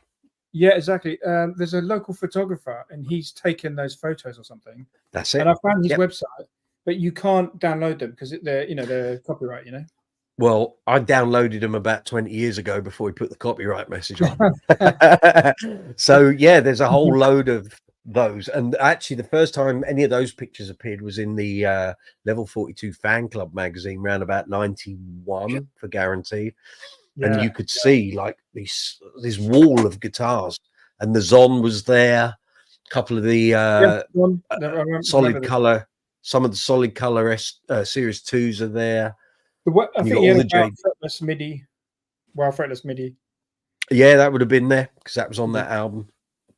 But like I say, I played that, and it was just horrible. And in my head, I was thinking, this could be fabulous. And it was it looked really cool. $3,000 it was, but the neck, it was one of those V-necks, and it was like, I just don't like this. I thought, I'm not paying $3,000 for that. And the Stingray was there, and it was grand. So again, I would have thought they're like P-bass necks. It had a V-neck. So back in the glory days of WoW, like predominantly.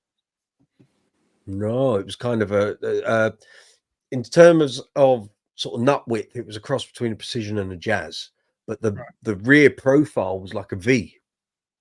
Strange. Which is a bizarre kind of thing. But that was the predominant shape of a WAL neck. And sometimes you'll see online people will go, "Oh, I tried a WAL and it had a horrible neck." And that's what they're referring to. It's kind of almost like a V shape. Wow. But because they were custom built, if you didn't want that, you could say, "Well, no, I'd rather have a standard kind of profile." Take it down the base and get it sorted out. Well, exactly. Yeah.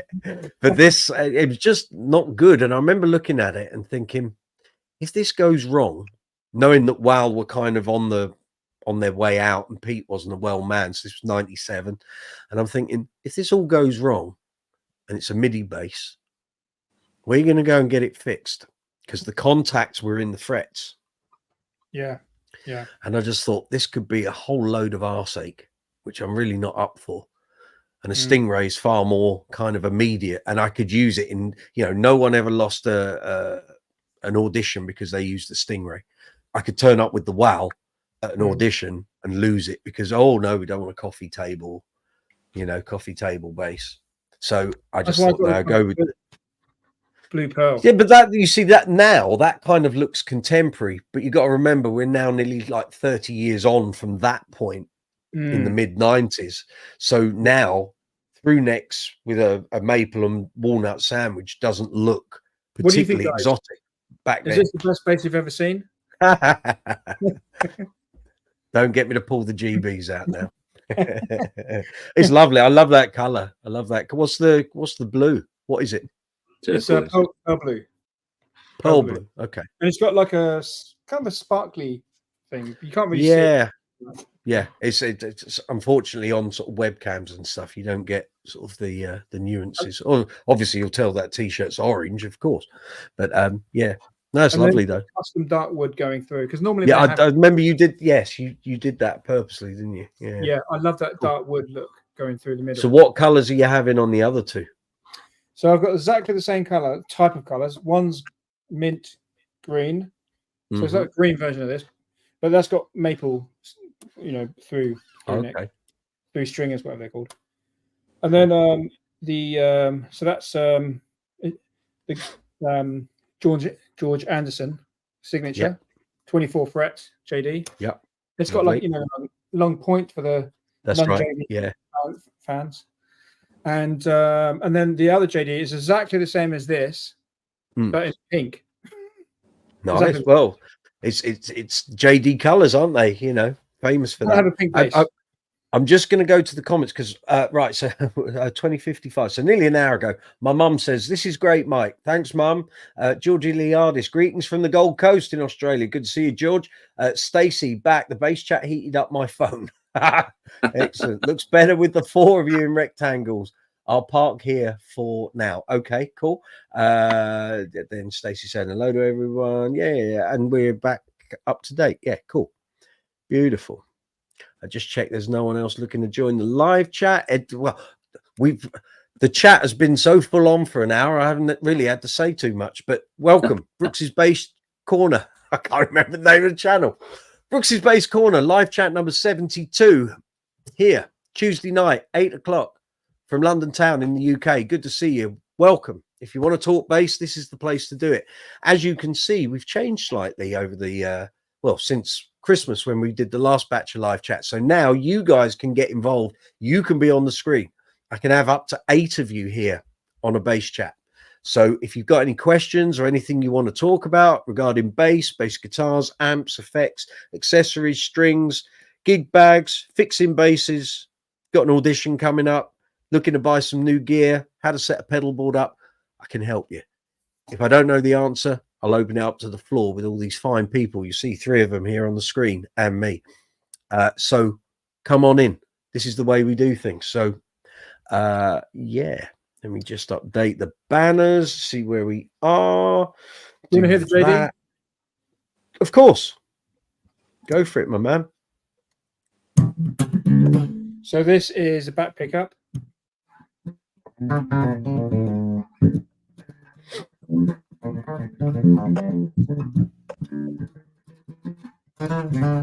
Oops.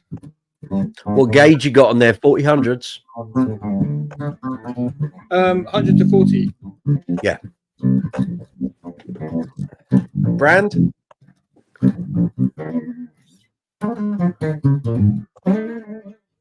Yeah, so it's and then the slap sounds beautiful. Yeah.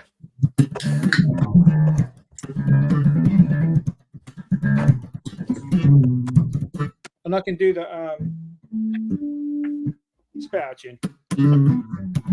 What's your preference for slapping? Because for me on a JD, it was always center detent, so both pickups. But some people tend to like the back pickup.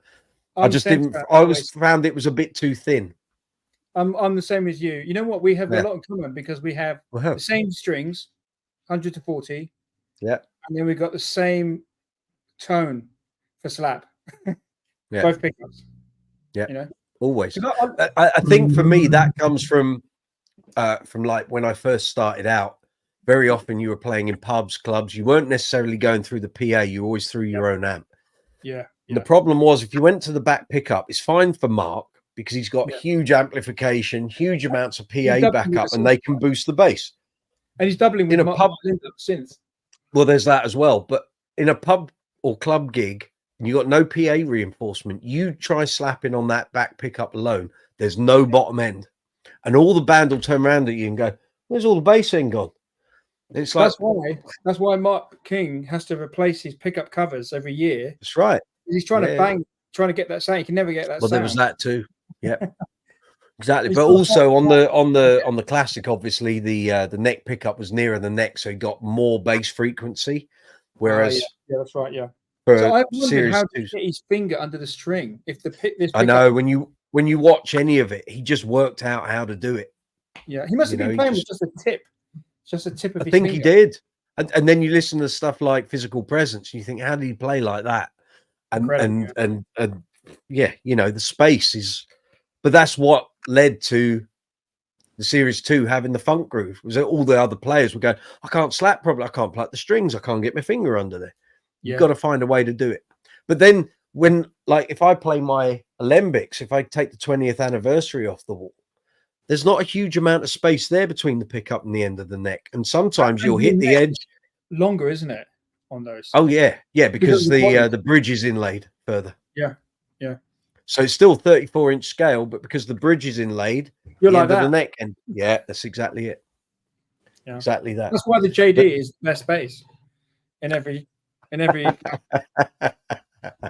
They're very good. All right. But then again, the one I had in 1998 that I bought secondhand, I spent more time setting it up and tweaking it than I ever did playing it, because it was a nightmare. The neck was like a banana. Could not get that thing to sit. You'd get it. It would be great, and you'd get it, and you think, right, I've now got the action right and the pickup height right, and everything's right. You'd put it on, you'd start playing, and within 5 or 6 minutes, the neck had started to shift again, and you're like, I've only just set this up. It's a truss rod, yeah. I think there's too much give on the truss rod, isn't there? I think what it was at that time, I've heard this story before, and I heard it from, I think it might have been from Chris at the Bass Center, was they were so busy. So this model was an 86. So by that time, you know, they're full on level 42. They can't keep up with the orders. So, and they were hiring some staff who maybe weren't as accomplished as they needed. We don't like marketing fanboys, even though we are marketing fanboys. We just like other ones. But they had people that weren't up to the job, and some of the wood wasn't seasoned long enough. So it was going to be temperamental. And I think also the fact that, you know, that construction, it's maple, walnut, and ebony. Well, ebony is always trying to pull itself apart. And if you haven't got, so the JD I had 3 splits up the fingerboard where the ebony had started to pull apart. Wow. And I think that just simply hadn't been seasoned. And you got to remember, in the 80s, it's wonderful. So many guitars and basses were being produced, and we were at that point where all of the old timber that was used in the 50s, 60s, and 70s basses had been used. The 80s was probably where they was first starting to use the timber that had been freshly planted. So some of this stuff was going to be a bit iffy. And if JD had a bad batch, then go on. The problem I had a bit. This one has a mild problem. You know the problem you just mentioned. This has this say bass. It's a very early say bass. Yeah. Compared to it's Martin on his own. And this has a bit of this problem with the drift on the neck. So basically, if I do a gig with this, I have to take an Allen key with me, and it will last for a couple of hours. You know, it'd be fine. But it doesn't, because I like a very low action. Right. And it's fine if you like kind of a normal action, but I like it a bit lower, and I need to. Is the actual rear part of the neck? Is it a multi? It is a multi laminate. Yeah. See, I had the same thing on my pink Kubicki, and the problem with that was that's a 36-piece maple laminate on the back of that neck. Fender didn't seal the laminates. They spray coated it, but they didn't seal the wood. So I could go into a gig, whether it was hot or cold, and suddenly the strings would either be flat against the fingerboard or it'd have a banana neck. And when that would have been 1992. I got in touch with Phil Kubicki when I was at university on a Unix server. Unix. And people are going, what the hell's Unix? We had no Windows or any of that. That hadn't come out at that point. I managed to track down Phil Kubicki on a Bass. It might have even been the original version of the Bottom Line on a Unix server. And I sent him a message. I said, I'm really sorry. I said, I'm a bass player in London in the UK. I've got one of your basses and the neck is absolutely horrendous. And he went, no problem. Tell me what the serial number was. And I said, sent him the serial number. He went, oh, you've got one of the ones. There was a batch of 200 that Fender made it between June and July in 1989. And they didn't seal the laminates. Stick it in the post, send it back to me. I'll reseal it and I'll send it back to you. He didn't charge me a penny for it. What a guy. It's never moved since. It's perfect. What a guy. I wonder if it's worth me taking back this Bass as say and seeing if they can do anything about it. Well, let Martin will soon know. It could be, again, lack of sealant, but you might just have some timber that is just very temperamental, and it happens. You know, there's no manufacturer that isn't prone to buying a piece of timber that when it leaves their factory in the form of a bass is fine. And yet, I mean, God, there's plenty of stories of alembics going wrong, JDs going wrong. Some statuses go wrong if they haven't got a graphite neck. I've seen some splits. I've seen body splits in the body, and around. It can happen. It's a living material. It's a living material. I bought a Status Empathy, a bit like your one, but it looked like it was. You know when he had, so Status around that time, I think either before or after, he had a load of people working for him that weren't really up to the job. And this one, you could see that where the laminate is here, it's sunken. One of the laminates has literally sunken in. Yes. So it was like uneven. But I still bought it because it had like these blue lines going on the side. Lovely looking bass. It played really well, sounded really well. It didn't affect the sound or the playability, but you could see the look of it. Yeah, and you could see the workmanship wasn't like Rolls Royce level. It was basically Rob Green didn't do that work. Someone else must have done it, you know. Yeah. Well, they did have a period where they were having to try and keep up with orders, so they had to have more staff. Graphite's a temperamental. It's a temperamental product to work with, and if you're not well versed in it, you know. But that's the thing with the empathies. It's a mixture of the wood and the graphite, so it's got to be right. You've got to get it right. Yeah. And a lovely finishing touch of this. They've got this. I don't know if you can see it here. It says Mark King Supernatural. Oh yeah, on the cover. Yeah. And you know, it's funny because they don't mention Mark King anymore on the website. You know, they call it series. This is, you know, they got series 1, 2, and 3. They do have a Mark King signature. That was because he didn't use them for the best part. Was that? But I love it when this arrived, and this is before Mark King started playing them again. And it said 35 years. Yeah, and it said and I reckon, you know, they probably printed loads of these and they just had them lying around, so they just. Oh yeah, absolutely. I can see. Love it. 2 seconds. I'll be back with you in a second, Joe. Stacey, love the back of that bass. That's what you were holding. That was the Say bass, I think. Color combo is terrific. Excellent. Patrick Sweeney, good to see you, my friend. George Iliadis, yes, absolutely. Seasoned timber is so important. Dawson Walters, new person to the channel. Welcome. Good to see you. Hello, bass aficionados. Come in and join us, gang. If you want to join in on the video side of things, you can. You just need to send an email to brooksysbasscorner@gmail.com. I'll send you an invite. Click on the invite and you're through. That's the way it works. So let me get back to those comments. Stacey, that's service after the sale for sure. Love that empathy. Stacey saying hello to Dawson and hello to Patrick. Excellent. There we are. Kev, if you want to join in the conversation, feel free. I know we're dominating it a bit. I was. Joe and I could literally talk all night. So you know. Can you hear me all right? Absolutely. Yeah. Oh, great. I was at a gig the other week, and an old boy there, he was older than me, he was a nice old boy, you know, and he had a Kramer bass. Yeah, he had a Kramer bass that he said he bought down the Wandsworth Bridge Road in about sometime during the 80s. Yeah. And I said to him, I've never actually seen one in the flesh, but I've seen them in magazines and that. That's the one with a metal neck and the split headstock. Yeah. That's it. Yeah. And he said, oh, he said it's a terrific bass. He said it never goes out of tune, but you got to keep the neck warm. So got to keep it warm. If it goes cold, yeah, that's what he said. And the metal doesn't like cold. Yeah, it was a boiling hot day, and he said he saw one when he was in America played, and he saw one on a cruise ship. So he said he's only ever seen 3, including his own. And he said this cost 400 quid 40 odd years ago. So he said that was a lot of money then, 400 quid 40 years ago.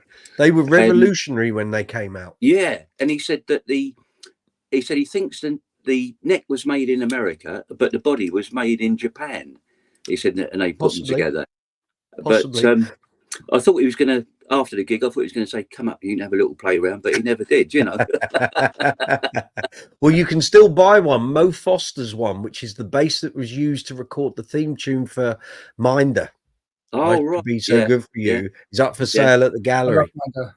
Yeah. Also, Mike, just another quick one. My cousin was telling me about, there's a band called out at the moment called Jungle. Have you heard of them? Right. Jungle. I think I have. I think they played at Glastonbury. Yeah. They've got basically keyboards, bass, guitar, girl who plays, but they got. Do you remember Sade? You remember Sade? Yes, of course. Well, it's not a million miles. She went to Crichton. Oh, right. Yeah, she's from Crichton. She went to the still going, but not a million miles away from her, you know. And they got big all of a sudden, you know, very, very big. Yeah. No, I think they were at Glastonbury. I haven't seen their set yet. I think it's on iPlayer. Yeah, just another quick one. I try to get to a couple of gigs at least twice a week. Good man. At least once, but I like to go to live music. But I've been speaking to a couple of the boys who've got one chap in particular. He's got a walnut jazz bass, Fender jazz bass, and he said that what's happened now? He said he's bought this Harley Benton, 180 quid. He said he's not taking a jazz bass out anymore. Oh. He said because when you go out to the venues we go to, he said most of the punters don't know a jazz bass from I don't know what. So he said, with the amps and that you got these days, he said these cheap basses sound okay. You know, they do. Look, I've got a Harley Benton here in my rack. So this time last year, I was making a big fuss about this. Yeah, that funny shape one, wasn't it? Yeah. So it's kind of a bit Warwick Status Buzzard kind of that's the one. Yeah, influence. So I reviewed this, not this particular exact one, but a black one, and the 5-string version for the magazine back in 2021. When I opened the box up and looked at them, I thought, oh, I know what these are going to sound like. Work on that awful. One, yeah. And actually, they turned out to be the 2 best value basses I've ever played in my life. So the 4-string was amazing. The 5-string was off the scale. And at that point, they were about 250 quid each. I couldn't believe how good they were. And I said to Joel, they're amazing. I said, we found our winners for the next Gear of the Year awards for the 4 and 5-string under 500 quid, which I think was the opening bracket. And he went, are they that good? I went, yeah, they are. So I did 2 demo videos, which are on the channel, but I haven't done the review videos. So anyway, this time last year, Thomann were doing a special offer on Harley Benton stuff. It was some anniversary or something. This bass cost 128 quid. It sounds fabulous, but it's not quite as good as the one that came via the mag. So we've got the pickups don't align properly with the strings. The pole pieces on the single coil aren't that great. Some of the finishing isn't as polished as I'd had on that magazine one, but for 128 quid, I don't really care. You know, it's just great. So the Harley Benton stuff. Then we had another couple come through in 2022, just before the magazine went down. One of them was great. One was dreadful. It was like a bit of balsa wood. It was not a good bass, but the other one was okay. So with any of these things, you've just got to be a little bit careful, because I think to get Harley Benton stuff here in the UK, you've got to buy it from Thomann, so you're buying unseen. But at that price, if it ain't that great, send it back. You know, send it back, get your money back. But the chances are, you see, when they were selling these, you can't buy this anymore. It's been discontinued. They're literally bases in boxes and they're stockpiled. So as an order comes in, another one gets taken. They don't check it. This wasn't checked before it was sent to me. The strings were coated in black grime and stuff, but it's a great sounding bass. Plays great. Do you think you'll take it out on a gig though, Mike, or what? I have done. Yeah, I did a couple of gigs with it last year just to see how it stood up, because I wanted to make sure that the pickups, the way you can see it.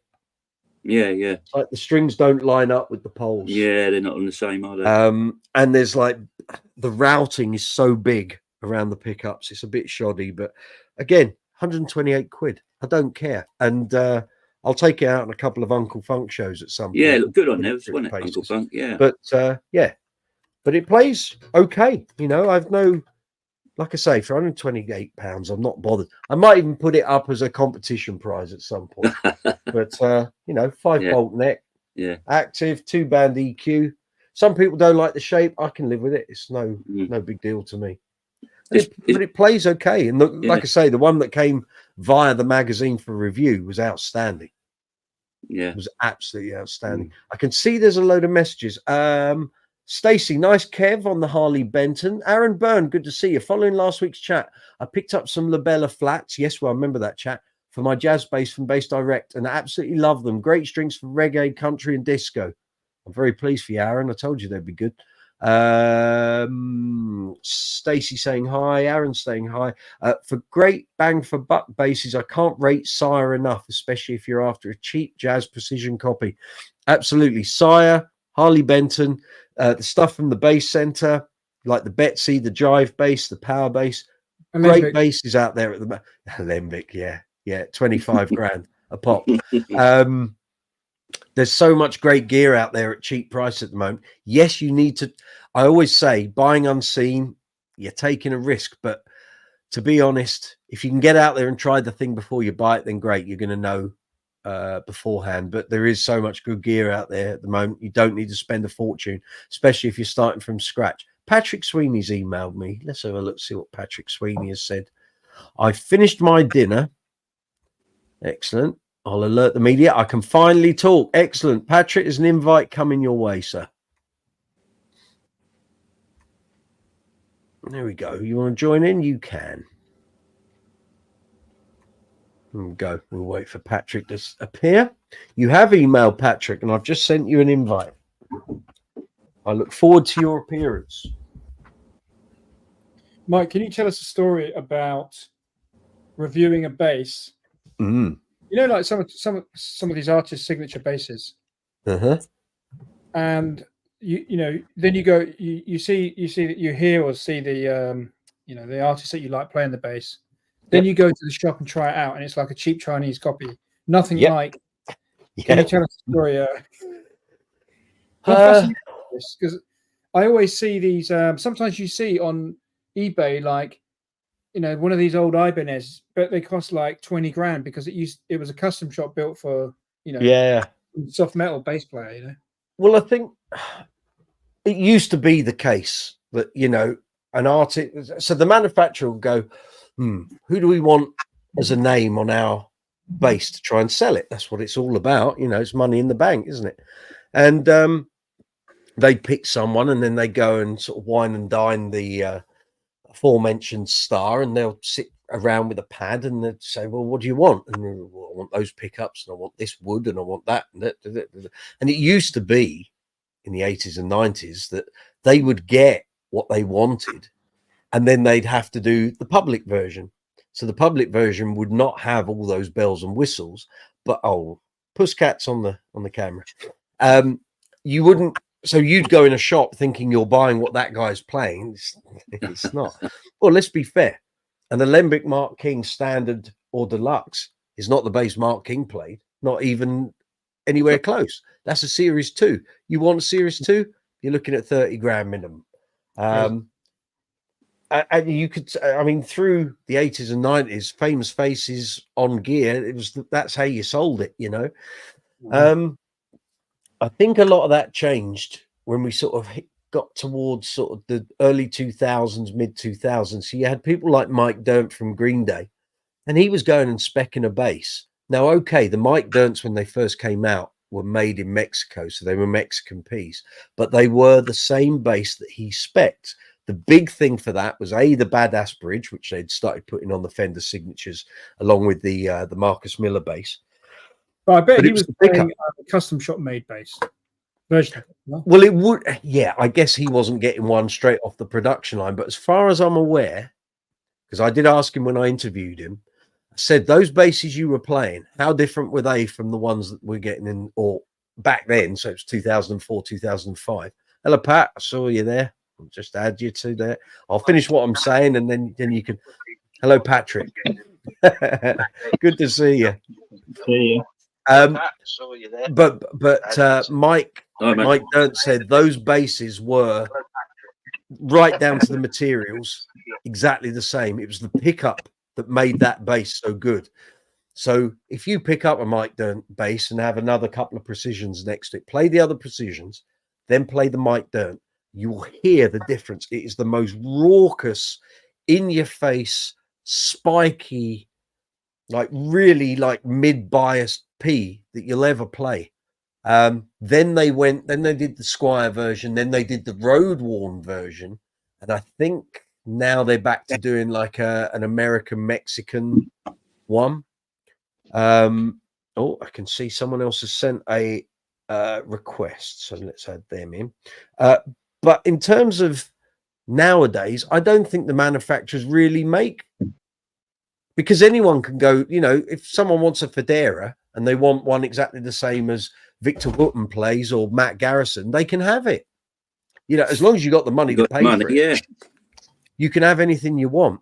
But and because a lot of the production line stuff, like with Fender don't do that many signature basses anymore. They cut back all the Fender, if you like, the artist line, because they had to cut back on what they were paying them as a yearly retainer for using their license for the name on the headstock. So, you know, if you compare it now with what it was in like 2001, there were hundreds of bass players. If you go through any of the old Fender magazines from that time, there are loads of artist models. There isn't now. I think there's about 15, 20, maybe tops. Geddy Lee, people like that. I think now, well, the Geddy Lee, I think, is the most. In fact, I think I remember reading the Geddy Lee and the Marcus Miller were the two most popular artist basses Fender have ever done. Both great basses. Yeah, and basses. Yeah, totally on point as well. Dawson, you are, my channel is, oh sorry, just bear me a moment, gang. What's that say? My channel is trying to use the mouse pad on the laptop, hate it. And I'm requesting an invite link. Very good, it's coming your way, Dawson. Yeah, but it's like I had the Matt Garrison for review, and as lovely as it was, it certainly was not worth £7,500 to £8,000. But that was his scale? Say again? Is it 30-inch scale, Matt Garrison? I think it was something like 30.75. Right, yeah. Something like that. It had a load of idiosyncrasies about it, and it played really nice. But I couldn't get excited about it. And then I remember doing a Federa at Bass Direct in about 2018, and it was like the cheapest Federa that had ever been released to the public. And it was a much better bass. It had everything. It had really nice tone. It had great playability, balanced really well. And I suddenly thought, well, this is worth the money. This I'm quite happy with. Dawson, hi, welcome. I'm going to add you to the stage. Welcome. Check. 1, 2, 3. Yeah, we can hear you. Hi. Okay, hello. Welcome. Good to see you. Where are you in the world? I'm in Toronto, Canada. Excellent. Welcome. You're very welcome. Is this your first time ever on a Brooksy's Bass Corner live chat? It's my first time, yes. Welcome. Welcome. Good to have you along. Thank you. Thank you. You are very welcome. So we have some of the regulars, and yeah. So if you got any chat, anything about bass you want to ask, you know, feel free, get involved. We're a very friendly bunch. So yeah, this is all I wore new, my by Black the way. Sabbath shirt today just for you, for Geezer Butler. Very good. Legendary. He also played JD as well. He did. Currently on the Lakelands, I think. He had a nice kind of lined JD. Yeah. Didn't he? Yes, he nice, did. Yeah, I remember that. I'm just checking the messages. Stacey, yeah, got you there. Stacey saying hello to Dawson. I think we're up to date with all the messages there. Very good. Good to see you. Right, I need to do a very quick shout out. It's just hit 10 o'clock here in London town. So you're on Brooksy's Bass Corner. This is live chat number 72. Yes, we've done 72 of these. I can't believe it. I don't know where the time goes. I know where the years go, but so if you're first time here, like Dawson, you're very welcome. Come and join in, get involved in the chat. We're not now tied to just a text chat window. You can get involved via video. I can have 8 of these fabulous souls on the screen at the same time. So you got any questions about basses, bass guitars, amplifiers, effects, accessories, strings, gig bags, how to set a bass up, bass maintenance, something's not working on your gear. If I don't know the answer, one of these fine people will do. If you've got anything coming up like an audition, or your amp's not working, or you're setting a pedal board up and you don't know what order to put the pedals in, we can offer you some advice if we can. Okay, we're a very friendly bunch, so come and get involved on the live chat.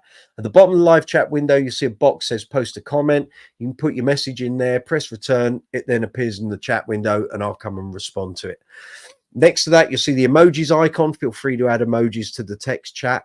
Next to that, you'll see a rectangle with a $sign. That's the super chat facility. So if you enjoy this video, enjoy the videos on the channel, you want to get involved, feel free to hit the super chat. You can make a financial donation to the channel. It can be small, can be large, whatever. The videos are free to watch, free to get involved. The channel is monetized. Super chat is there if you wish to make use of it. Please give the video a thumbs up. If you're going to give the video a thumbs down, then please leave a comment so I know what you didn't like. So from there, I can try and improve it, make things better. Feel free to share the videos out. Leave comments in the comment section. I'm not asking people to subscribe anymore because I think it's a vanity metric. So if you want to subscribe, that's fabulous. The whole idea of subscribing in helping the channel is that YouTube then pumps out the videos and makes you aware when they're uploaded and published. We've actually found out, not just me, but vidIQ, TubeBuddy, what have you, that YouTube isn't necessarily doing that. So you can be subscribed to a channel and miss out on loads and loads of videos. But if you wish to subscribe, great stuff. Very much appreciated. I've got a 3-legged chihuahua here begging me. Say hello, Charlie. Right, there we go. His Highness. Are you having your stick, are you? I knew this would happen while your mum was out. Right, are you having that, are you? Lovely dog. There we are. I had a question about the subscriptions. Yes, sir. I was wondering if it didn't show up. Maybe it's because people didn't select the notification icon for that. Yeah. Well, that's what a lot of us surmised, and it's actually appeared that if you publish a video and you then go into the analytics about a month afterwards, even though, for example, I have 3,500 subscribers, not 3,500 subscribers are being presented with the video in terms of the actually being presented with the video by YouTube. So the impressions are like low, and there was an analytic. I put a video up and less than 120 people received a notification from YouTube about that video. Well, there's 3,500 subscribers and they're not all turning the notification bell off. So the fact that YouTube has only pushed it out to 128 subscribers to my channel who are here for bass content, and it was a bass review, I think 120 out of 3,500 wasn't a great return.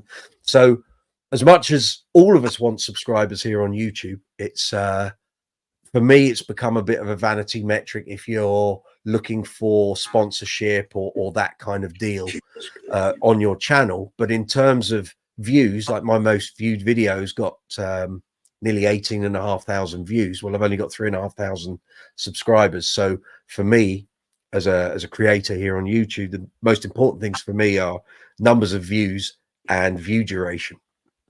So those are the two kind of avenues at the moment that I'm trying to gear all of my content towards, is creating interest in something, getting people to enjoy the video, and then staying and watching. So I said on the live chat 2 weeks ago, I'm not going to ask people to subscribe anymore. If they want to do so, that's fabulous. But for me, it doesn't account for anything. I want views and view duration more than anything else. I will come and check your channel out later. I will Thank come you. and have a look at it. My pleasure. That's what we're here for. So any questions, guys? Patrick, internet dropped out. I'll need to be let back in, please. I will send you another invite, Patrick. Bear with me 2 seconds. This is all part of the learning process. I think it's a bit more polished this week than it was 2 weeks ago, put it that way. That was a week of, I just wanted the floor to open up. It was not quite the polished article, but anyway. Yo, Goose, you're playing. What are you playing? No, I know that, you fool. What tune are you? What tune? What piece are you playing?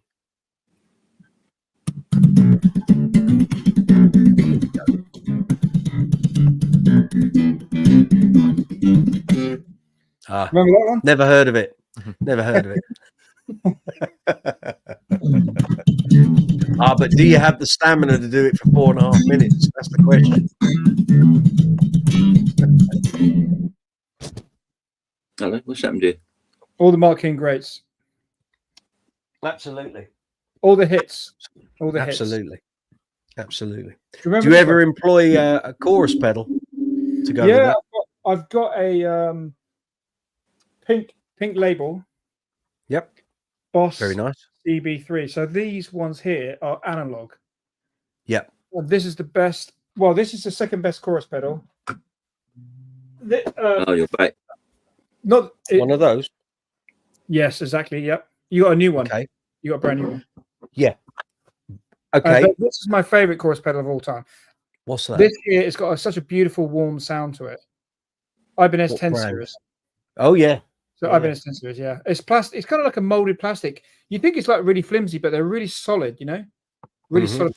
This has got a beautiful sound, and because it's bucket brigade chips. It transports you back to the 80s. You get that. 80s. Well, I'll one up you on that. So have you seen my video on that? No, what is that? DC. Right. What's yes. Yes. They're amazing. Yes. Right. So this is the pedal version. So this is the latest version. This is the Wasercraft DC2W. So I did a video. I'll put the link in. Let me just do it because some people are going to go, what the hell are they talking about? So I just did a straight out of the box pedal demo and review of this. The Waza, yeah, the Waza. Yeah. They're expensive. They're expensive pedals. Yeah, they're pricey, but I think the performance justifies it, and I'll tell you why. So that's the video that I'm talking about. So basically, these came out originally in about 1985, and they only lasted for 3 years before Boss stopped making them. Then they they used to be more pink. This is purple. It's like a lavender color. So basically, it's the pedal version of the Roland SDD 320, which was a huge, about 3 or 4 unit rack mount. It had chorus buttons, effect. right? Had buttons. Yeah, it had 5 buttons and an on-off switch. So it's basically the chorus sound that you hear on things like Purple Rain. A lot of Prince's stuff he swore by it. Andy Summers used them. Lots of the American rock bands used them. So basically, it's this. So it's like one of the it was the first Boss pedal that didn't have dial controls. So they're basically presets, and that's exactly what the preamp did. You literally, the sounds were already preset. You just selected them. But what the original rack mount allowed you to do was combine the buttons. So you could combine the presets. So you could have 1 and 2, 1 and 3, 1 and 4, 2 and 3, 2 and 4. On the original version of this pedal, you couldn't do that. You could only have 1, 2, 3, and 4, and that was it. Right. This latest version not only allows you to combine the presets, it also allows you to tap into 2 sets of tones. So you've got the pedal version, and then you've got the original rack mount presets. Cool. That's amazing. So there's loads of tones. Check that video out, Joe, because it's the chorus tone. I always was a bit not standoffish, but I already had like loads of chorus pedals, and I was like, do I need another one? But Guy Pratt is such a huge advocate of this. and he's got some great chorus sounds. And I was like, do you know what? I need to just go and buy one and try it out. But I love the guy. Yeah. And I thought this is either going to be great or it's going to be a load of old rubbish. And it's absolutely superb. Really good. But so very different from a lot of other chorus pedals. It's like it has its own character. But that rack mount. Is there a pedal that has just that one sound that you just go to? I tell you what, I really like just preset 4 on its own, right, and then switching between the rack mount and the pedal version. And I was like, oh, that's what I've been looking for. But it's different. And then you plug into the that one. I've got the Aguilar Chorusaurus, but I find that sometimes just too polite. But the one I really like, sometimes they get lost in the mix, don't they? With the one I really like is, where's he put it? Which went missing. I had a big tidy up of pedals a couple of weeks ago, and I couldn't find this pedal. And I was gutted. I was like, don't tell me someone's stolen it. And lo and behold, I found it today, which is the original grey label EBS nice Unichorus, which is fab. I had an octave pedal like that, the original grey one. I've got that and all. That was supposed to be really good. I didn't like it. It was supposed to be really good. You mean this? I think Stanley Clark used to be in the advert for these. Yeah, he did. Yeah. Yes. So I bought both of these together about a week before 9/11 happened in 2001. Yeah. These two pedals cost 100 quid. And that one has probably done about 2,000 gigs. How do you how do they compare to the black labels? No, to one of these. Very different, but all octave pedals sound different and behave different. And this is my favorite. Loads of people swear by it, but just before lockdown, a friend of mine, Gary Benton, hello Gary, if you're out there, he had a collection of he's got tons of gear, tons of basses, loads of pedals, and he kept saying to me, "What's the best octave pedal? What's the best octave?" He said, "I can't find the one that I want." Oh. So I said, "I'll tell you what, I'll come round. I'll bring Betsy round," because he wanted to check one of those out. I said, "We'll line them all up and we'll go through them." He said, "Because he says I sit there and I go through, like, check all the sounds." He said, "But I just get lost in, like, it's like effects fog, and you lose your ears on it." And I said, "Well, let's line them all up and we'll go through them. We'll do them one by one." And there must have been, I think we had about 12.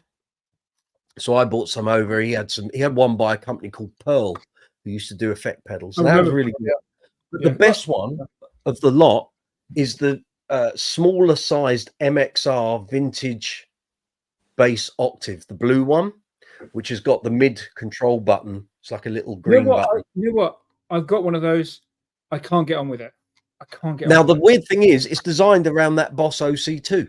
I know, yeah, I can't get on with it. It's basically a very similar circuit to that. So what don't you like about it?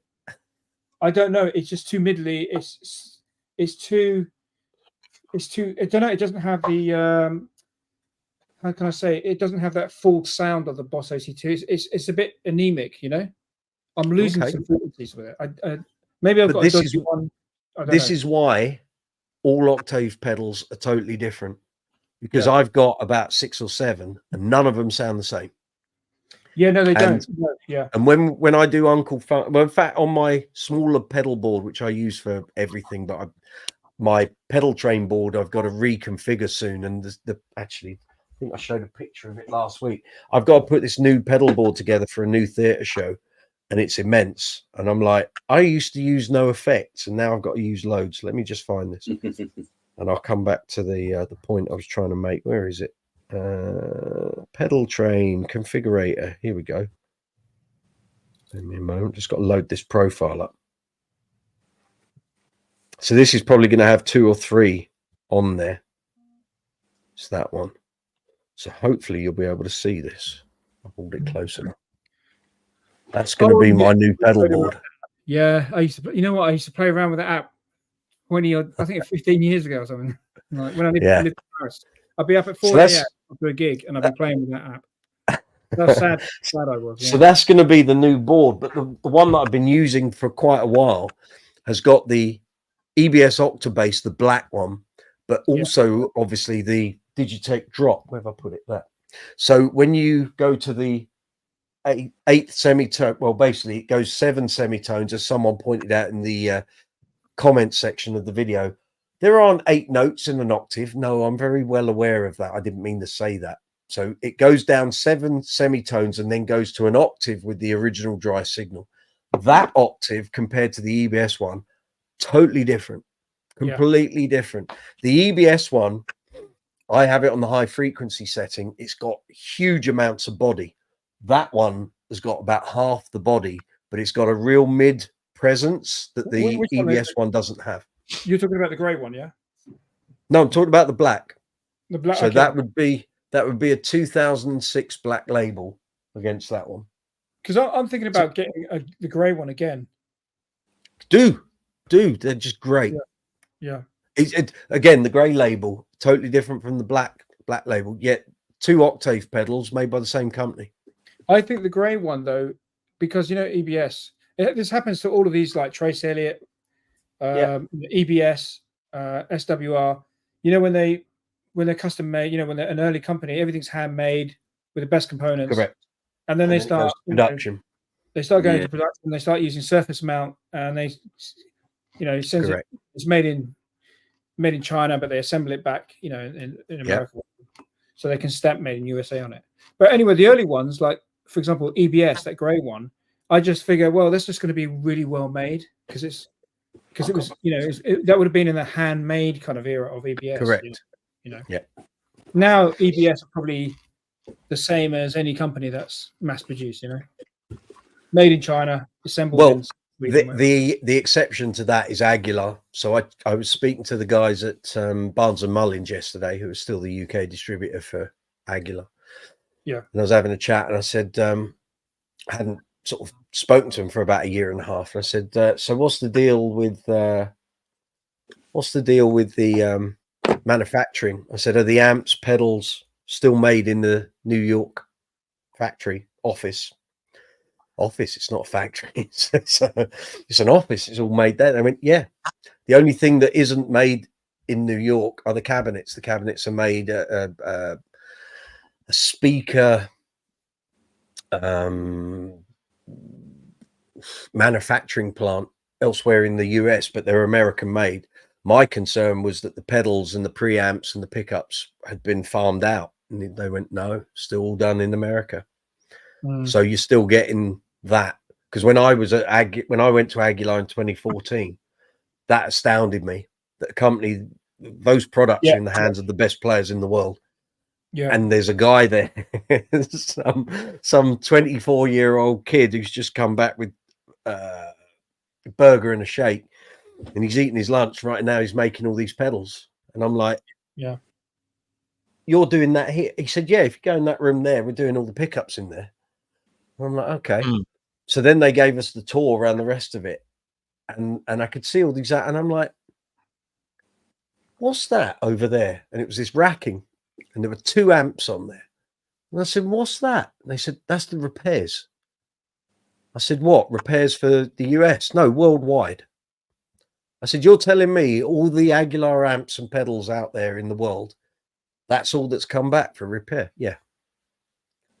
They said, that's too many. We shouldn't have those 2. That should all be working. They said it's probably like a voltage thing. Someone had taken the amp to another country and the voltage had been wrong, and it had just blown part of the power thing. So they were replacing it and dry testing it before it got shipped back. So that for me was like, right, that's why I want to play their stuff. I don't want stuff going wrong. And also the fact they said, wherever you go in the world, we'll ship the gear. Our local distributor will get the gear for you. It's like, great. I'll have that then. Thank you very much. Elliott used to make all their stuff in-house, didn't they? And it was all, if you go and have a look at the old Trace Elliott stuff, if you take the lid off, it's all hand-wired, big components. At some point in the very near future, I'll get Chris Childs on one of these live chats. He's doing a depth for me this week, so we've been in communication. Chris used to help assemble the early Trace Elliott stuff, and he used to work in the shop. Wasn't it? Yeah, he used to work in the shop, and the factory, all the stuff was all being assembled upstairs. So if he wasn't needing the shop, he'd go upstairs and help build them. So he's can got you use a stories to bass tell. Can you use a guitar pedal with a bass? Yeah, Absolutely. Of course you can. Yeah. I Look, can't. I Mike, could. I'll show you. On the other side of here, just around the corner of this black rack, all my pedals are in there. There's about 50 pedals there. I'd say over half of them are guitar-based pedals. Oh, okay. This is a good pedal. This octave. That's a guitar pedal. Oh, Yeah. Well, when I say it's a guitar pedal, it's made for guitar and keys and bass. So basically, if a pedal says it's bass specific, what they've tried to do is work the circuitry so it maintains bottom end and low mids, because a lot of guitar pedals, like if you plug a bass into a guitar distortion, you've got very little bottom end because it wants to distort the high frequencies. If you bought, so if say you had the Boss Overdrive and then you buy the Boss Bass Overdrive, you'll find the bottom end is still retained better. Whereas on a guitar, you want the top end distorting, whereas on a bass, we want either a particular frequency or like we would want the mid range to overdrive, but not the bottom end, because you want to try and keep the bottom end, unless you're Lemmy, of course, where you just want noise. I think the notorious pedal for. Oh, sorry. No, go on. Sorry, yeah, I was going to say the notorious pedal for sounding rubbish on bass is the envelope filter when it's made for guitar. Yeah. Because sometimes you play it, it's got no bass. It's just all white. You know, and there's a great Boss.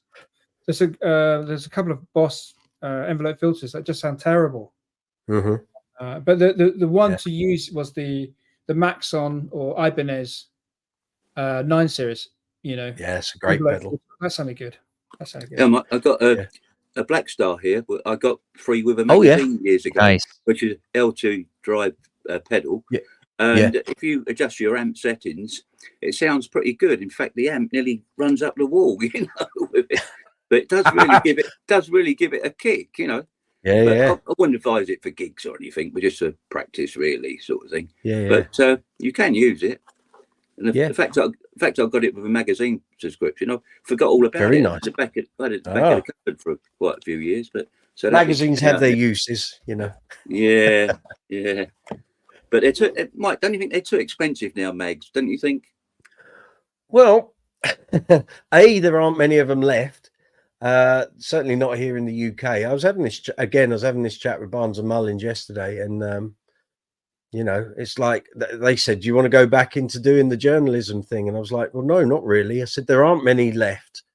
I said, the money that you get paid for writing the stuff, I'd rather do it here on YouTube. And it's a far more personal thing than what I used to write for the magazine. I can address, like here on the live, I can talk to you directly. Yeah. And what's that, Joe? Oh, that's for another channel, mate. That's when I get my gaming channel up and running. Well, I have one of those.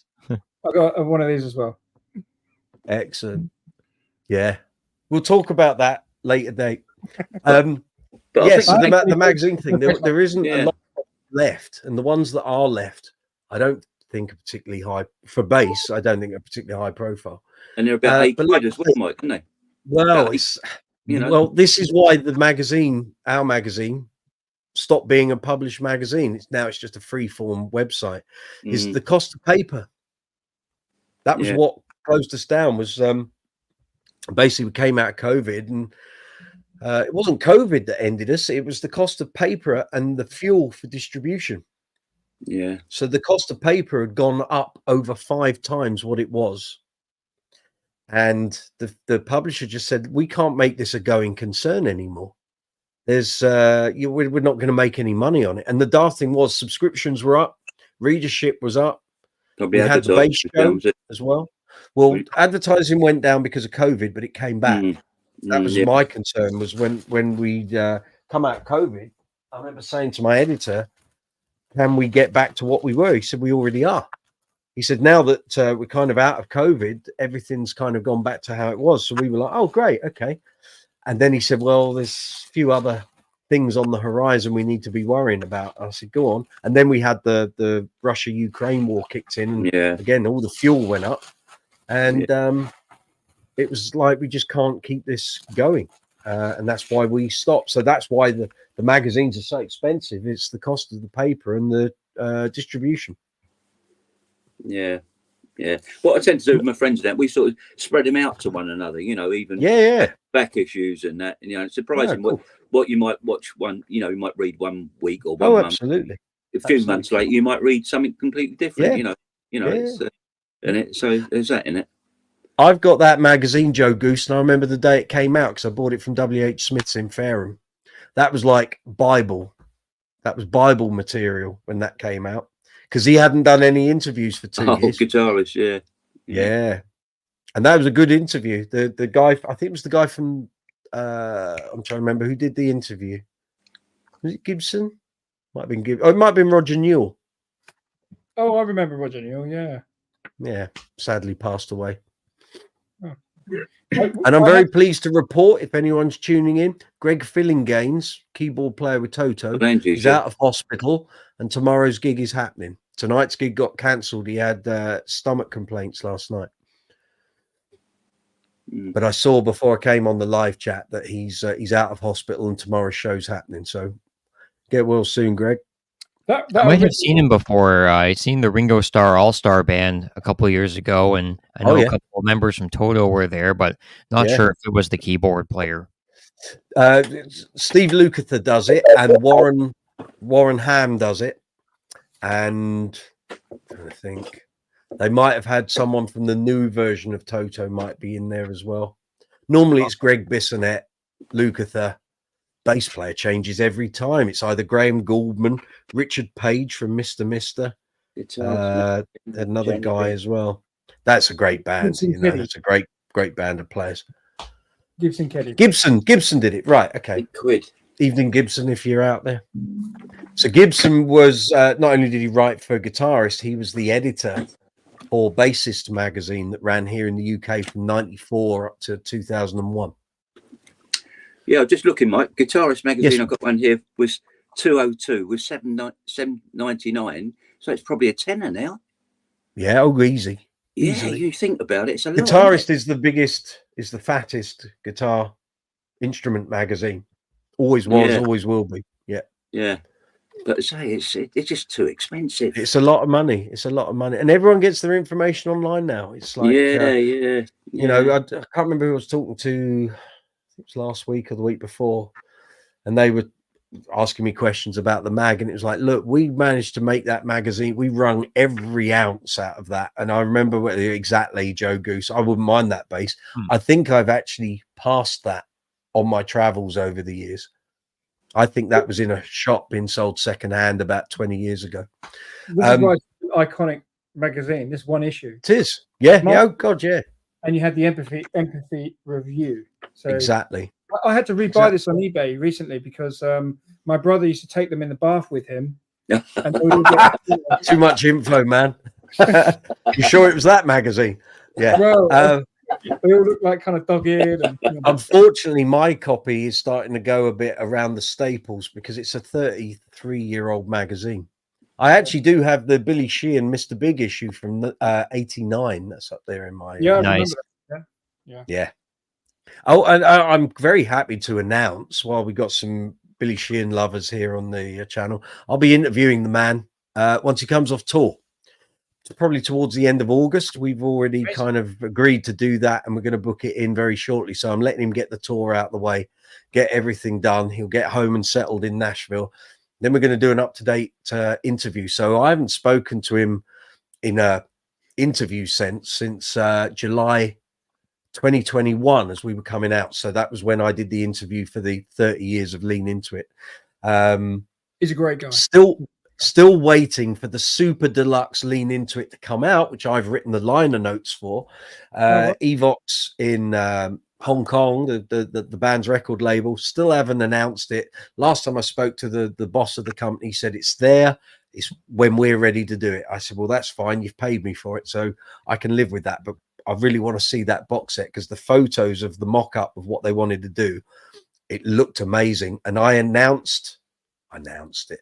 I mentioned it in a post after I saw Mr. Big back in March, and I got inundated by people on Facebook going, what do you know about box set? When is it? How big is it? What color is it? And I said, I don't know. I just wrote the liner notes. Wait until it comes out and it'll be great. But anyway, I'll be doing a catch-up interview with Billy Sheehan. We'll probably do about an hour and a half, which is what our chats normally are. I'll cover everything and anything that I can think of to throw at the man. So looking forward to it. So Mr. Sheehan, if you're watching, I know you tune in occasionally. I'll be on your case probably about the middle of August, and then we'll get the date and the time sorted out, and we'll do an up-to-date one. So looking forward to it. Hi, Billy. Exactly. No, exactly. I love he does tune in occasionally. He's a great guy, isn't he? I've seen him in some interviews. Can I see Patrick? I can see Patrick. Sorry, you're skulking there, Patrick. I haven't added you to the stage. Sorry. But as bass players, we're great skulkers. How are you, Patrick? I'm very well, thanks. You can actually see me good, now good. after all of that. I can see you in your beauty. How are you? Very well, thanks. Yeah, I was going to ask a question. Yes, sir. We've been. Isn't this a nice way of doing this rather than just typing on a window? Well, you can say a lot more than you can type. That's for sure. Exactly. What can I do for you? I was going to ask you about sort of wireless systems for bass and that. I mean, we use wireless systems quite a lot in various bands, but I mean, I don't know about how everyone else feels. Just giving you a bit more room to move around, and which ones you might recommend yourself if you have used them. I've used about 4 over the years. So my first one was back in 1990. It was 1990. So at the time, the fashion was Nady. Do you remember Nady? Nady wireless were like the affordable system that most of us could buy. That was about £250, which still was a lot of money back then, but it gave us the chance to be wireless on the stage. But I could never work out what the things above Nady were. So you had things like Trantec, Bayer Dynamic. There was another one which seemed quite popular, and then you went up into like the big league. Audio Technica. Thank you. That was the one I was trying to think of. Then I could never find where these other bigger, more expensive things were because the shops weren't selling them because people weren't going to pay the big money for them. So the day I went out looking at this Samson wireless, I found a Yamaha one, and it was seriously good. And they wanted about 700 quid for it, and it was all rack mounted. And I thought, could I I was still at college. I couldn't justify it. So just at that moment, Samson, who ended up being the US distributor and global distributor for Hartley, brought out their own wireless system, and it was like in competition with Nady. And I thought that would be pretty good. I'll try that. So I tried it in the shop. Funnily enough, it was in Hanks in Waldorf Street, Denmark Street. Denmark Street. That's it. So anyway, I tried it out, and I thought, right, I'll go and see if any of the other stores have got it. I went to Macari's. Little did I know, this blonde Herbert came up and started showing me all his flashy bass riffs. And we got one of them. Yeah, and I'll demo it for you. It was Nathan King. I didn't know it was Nathan King. I should have guessed it by the way he was playing bass. But he was a real Herbert. And when I got to know him about 10 years later, and we were talking, and I was like, I said, did you work in Macari's? He went, yeah, I did. I said, when were you there? And he gave me the dates. I said, you sat right next to me and sold me a Samson wireless unit. He said, no, I didn't. I said, you did. I said, I could even tell you the date, but you wouldn't remember.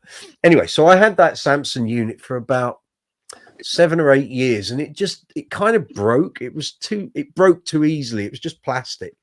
And when I say it broke, something happened internally to the circuit board. It didn't get dropped, but it just sort of went kaput. It just stopped working. I had it here on my shelf probably till about 5 years ago, and I thought, well, no one's ever going to fix it. And also, I think it was it VHF, UHF, one of those. So you couldn't legally use it anyway, because here in the UK, you now have to pay a subscription for certain wireless bands and what have you. So I got rid of that, and I ended up going to these. Can the camera sit? Oh, I'm just off camera, aren't I? It's always the way. See if I can spin it. I can a little bit. So here I've got 2 Bayer Dynamic rack mounts. So these were a massive upgrade on the Samson, but I bought one on the same day I bought the Mark King Stingray at the Bass Center, and then in the mid 2000s I was doing a Green Day tribute, and we were really busy. We would do big gigs all over the place, and I really got my money's worth out of that rack mount. But I was always very wary that if anything happened to that, I was knackered. So I found another one on eBay and I bought it. And I've never used it since. That band folded, and I've never used it. But the main reason for buying it was the transmitter pack. The old ones had this little spindly aerial thing, easily broken. It's crap. And it screwed in. This one, when I saw it on eBay, had a hardwired antenna built into it. And I thought, that's for me. That's what I want. I want it all. I don't want these little cables you got to screw in. Absolutely useless. But anyway, now I can't use these. Again, they're on VHF or UHF, whatever it is. So legally, I can't use it. I could go down the Dog and Duck and use it there. The police aren't going to find me. But and I haven't really used these in anger in a very long time. So let's think. Then, so for years I didn't use wireless, and then a friend of mine was using the G90, the Line 6 G90. Really good reviews. I think Billy Sheehan used it as well for quite a while. He might still do. And the problem with the Line 6 stuff is they've got so many models, it's hard to know what the good one is and what the bad one is. So I think there's like the G10, G50, G30. And you off? Okay. Cheers, Joe. Take it easy. Nice. Thank you for joining in. It's been an absolute blast. Well done, sir. And yeah, so the G90 was getting all the rave reviews, and I thought, right, I'm gonna have a look at this. So I did, and let me think, when was that? 2019. Anderton's, because I kept seeing the price, and it was like 380 quid, and I was like, yeah, okay, it was what it's going to cost. And I missed an opportunity to buy one off eBay when there was a voucher code, which would have got me like 75 quid off. Anderton's had them in 2019, and you were able to buy it on 0%. And I thought, right, I'm just going to take the plunge. What it turned out, I think they were actually phasing them out. I don't think the G90 is still available, but it's the rack mount. You can have multiple packs to go with it. And it works really good. And I've had it since 2019. The only issue I've had, which you've probably heard Patrick on live chats before, is in some buildings, depending on how many devices are active, the Wi-Fi can slightly knock it out and you get no warning. The only thing you see is the level indicator just drops on the rack mount. You see it drop, but generally it's been okay. And other than, I've had 2 occasions where the Wi-Fi has knocked it out, but there is an option on the back. There are 2 like transmitting levels, and I haven't tried the second one. I will do at some point. But Green Day is my favorite band. Your favorite band? Yep. Ah, there you go. I did a very good Mike Dirnt for about 3 years. All right. And I earned a lot of money doing it. And I told him so when I interviewed him. I said, you do realize, well, he wouldn't have known. I said, we were actually born a week apart. I said, one of us did really well. And the other one's me. And he went, oh, shit. And he said, so I said, well, I did a Green Day tribute for a while. I said, so if ever you need cover. And we had a little laugh. But you really had to be there to enjoy that one. Yeah, good story. Yeah. So yes, Patrick, that's my my experience with wireless systems. So I don't really know what is flavor of the month, but my general thing is cheap isn't good. Yeah, there are lots of cheap versions out there. I mean, I've got a Shaw system myself, but I keep thinking of maybe getting a different one. I mean, the reason I ask it is I mean, because the main band I'm in, everyone's on wireless systems, and we all go wandering out into the audience because the audience like that, especially at festivals and things and what have you. Yes, they do. You know, it gets everyone involved. It does, do. you know. So, and you need sometimes to be able to get 100 yards away sometimes, which is quite a distance. It is, you know. So you don't want the signal to drop out. That's the question. Obviously. That's where the cheap stuff. You then realise how far you can actually go. And some, I mean, I've seen people with the what's the one begins with S? There was a company. Is it not Sennheisers Dog or something? No, it wasn't Sennheiser. It's like Striking Fish or something like that. It was two words. It's not Snarling Dog. I can't remember. Anyway, they were at the Bass Show a couple of times, and they were basically one of the first people that did where you plug into your guitar and you've literally got a very small transmitter, and loads of people bought them. There's a lot. There's a lot of versions of those now.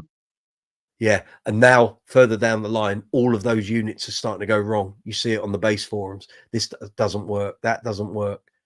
Shark Tooth, maybe that was the name of the. I don't know. Anyway, but there were loads of those. They were one of the first companies that started to do that, and it was probably about 10 years ago. And now you see just people going, "Oh, it doesn't work anymore. It's just died." So I think with wireless units, you always got to be prepared that you're going to have to upgrade further down the line, and every time they change the wireless regulations for using wireless equipment and wireless mics, you're going to just have to say, well, I can't use that anymore, and upgrade. Yeah, I think also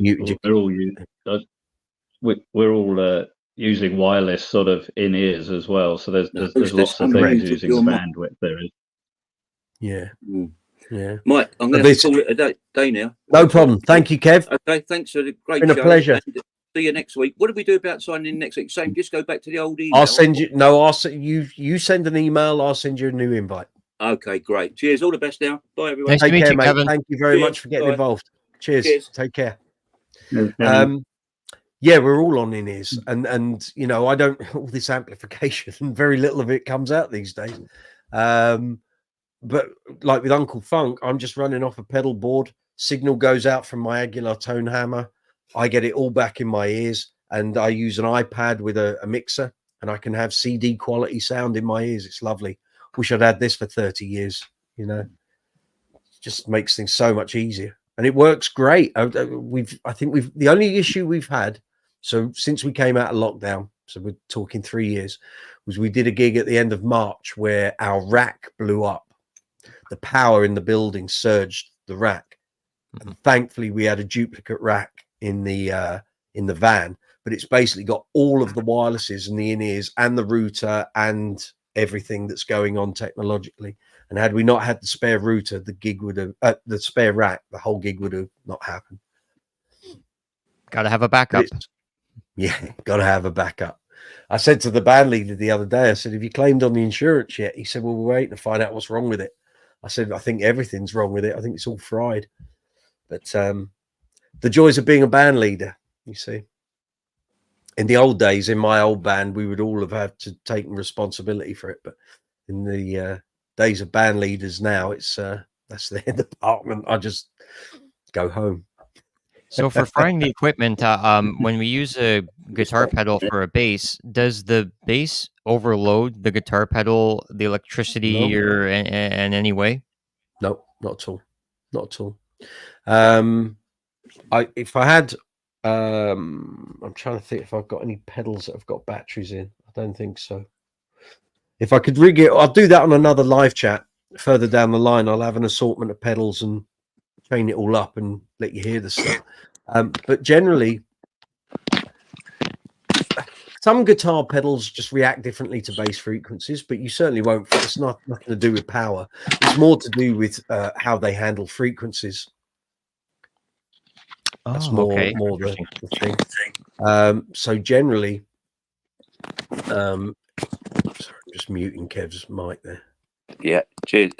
Got done. Cheers, Kev. See you later. Yeah, generally it's just how it handles bottom end, because you want to retain it. So that's why, as things have progressed, and it's the same with guitar pedals as it is for bass pedals, you started to have more pedals that have got a wet and a dry control, or signal and effect, so you can control the mix. So for example, on here we go, perfect example, nice and simple. So that's an octave pedal. It's only got two controls: normal, which is your dry signal, and octave, which is the octave signal. So generally I will always set normal at about 75%, and I'll have the octave at between 50 and 60. So I'm getting that effect, but it's not so much that it's taken away all the bottom end and the general clarity, unless or what I want is the octave signal. So for example, if I was playing, let's say, a D note, and I don't want the D on the 5th fret of the A string, I take the normal off, and all I'm getting is the affected octave note, which would be like a low D. So it'd be like the D on the 3rd fret on a B string. Yeah. So, but generally that's, you know, that's the only difference. And those things have happened over time as technology has progressed, and players have said to the manufacturers, we want a dry signal, because also if you've got a pedal with 2 outputs and you can route the dry and the affected channel, you've got so much more control over the sound.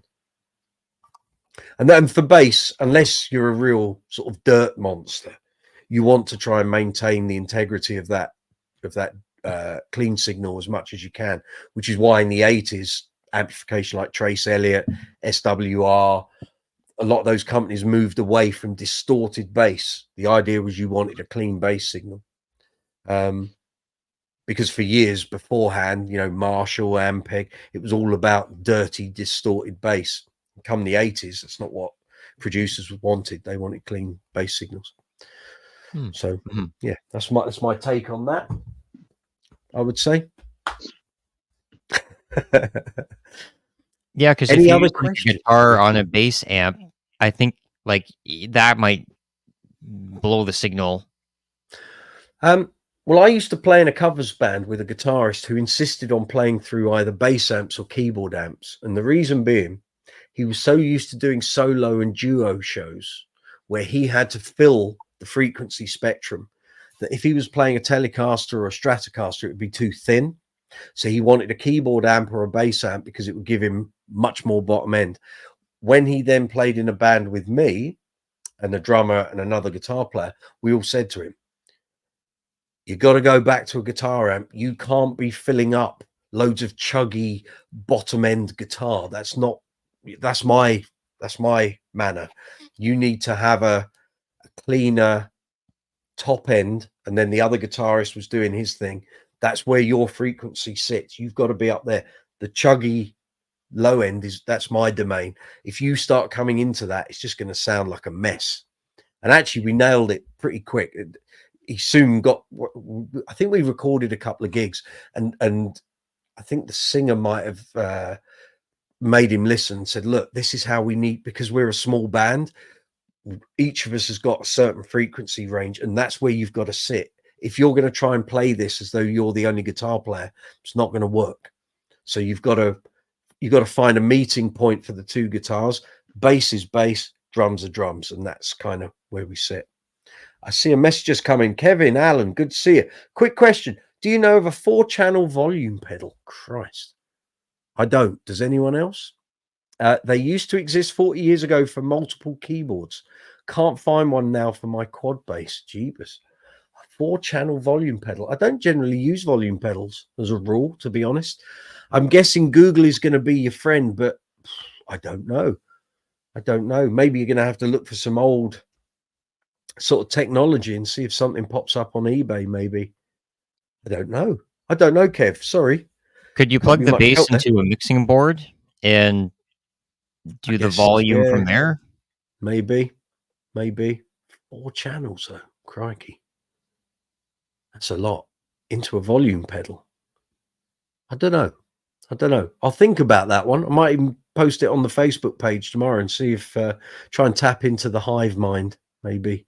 George, see you guys. Have a great evening. Thanks, George. Thanks for coming on board. Good to see you as ever. Yeah. That's throwing me a curveball. Kevin, I was looking to foot control it. I don't know. I'll have a look on Facebook for you, Kev. I'll try and come back with a solution next week if I can. Maybe even post that question. Yeah, you might have to go down a custom route. Might make you something. Yeah. Have a look on some of the pedal pages on Facebook. Put your question in there. They might be able to help you there. No worries. Because once you start tapping into those pedal pages, you've got thousands of people on there. You may even find, actually, there are some pages which are people who build pedals. So if you're going to have to go down that custom route, they would probably be the good people to speak to, I guess. At least you would be able to communicate what you want to achieve, and they'll tell you how much it's going to cost, because obviously that'll be a fairly major factor, I would imagine. See if we've got anyone else trying to join in. No, it's just us four at the moment. Very good. So you're very welcome here. It's Brooksy's Bass Corner, live chat 72, all the way from London here in the UK. Thank you for joining in. Thank you to our fabulous people here on the video chat, which it now is. If you want to come and join in, there is an email address. You send a request, I send you an invite. That's how it works. Here's the email address running along the bottom of the screen. Brooksy's Bass Corner at gmail.com. Going to be doing this every week now. This is we're here every Tuesday night up until 17th of December, apart from the 10th of December when we're going to do the live chat the following night on the Wednesday. So this is what we do. So if you got any questions about bass amps, bass guitars, bass effects, accessories, gig bags, strings, how to set basses up, workshop stuff, bass maintenance, want to talk about great bass players, this is the place to do it. You're very welcome. Come on in. I can see a message there. Please post the link to my channel. Yeah, I can do that, of course. Thank you. This is my pleasure. So this is Dawson's channel. I'm going to put this up. Anyone wants to check it out, you are more than welcome. Let's just get that there. And we'll post that up there. So what's on that channel, Dawson? Right now I have music videos. I have a lip sync video. And then I plan on doing record reviews. Grand. So once I make an introduction video, I will review some records. Cool.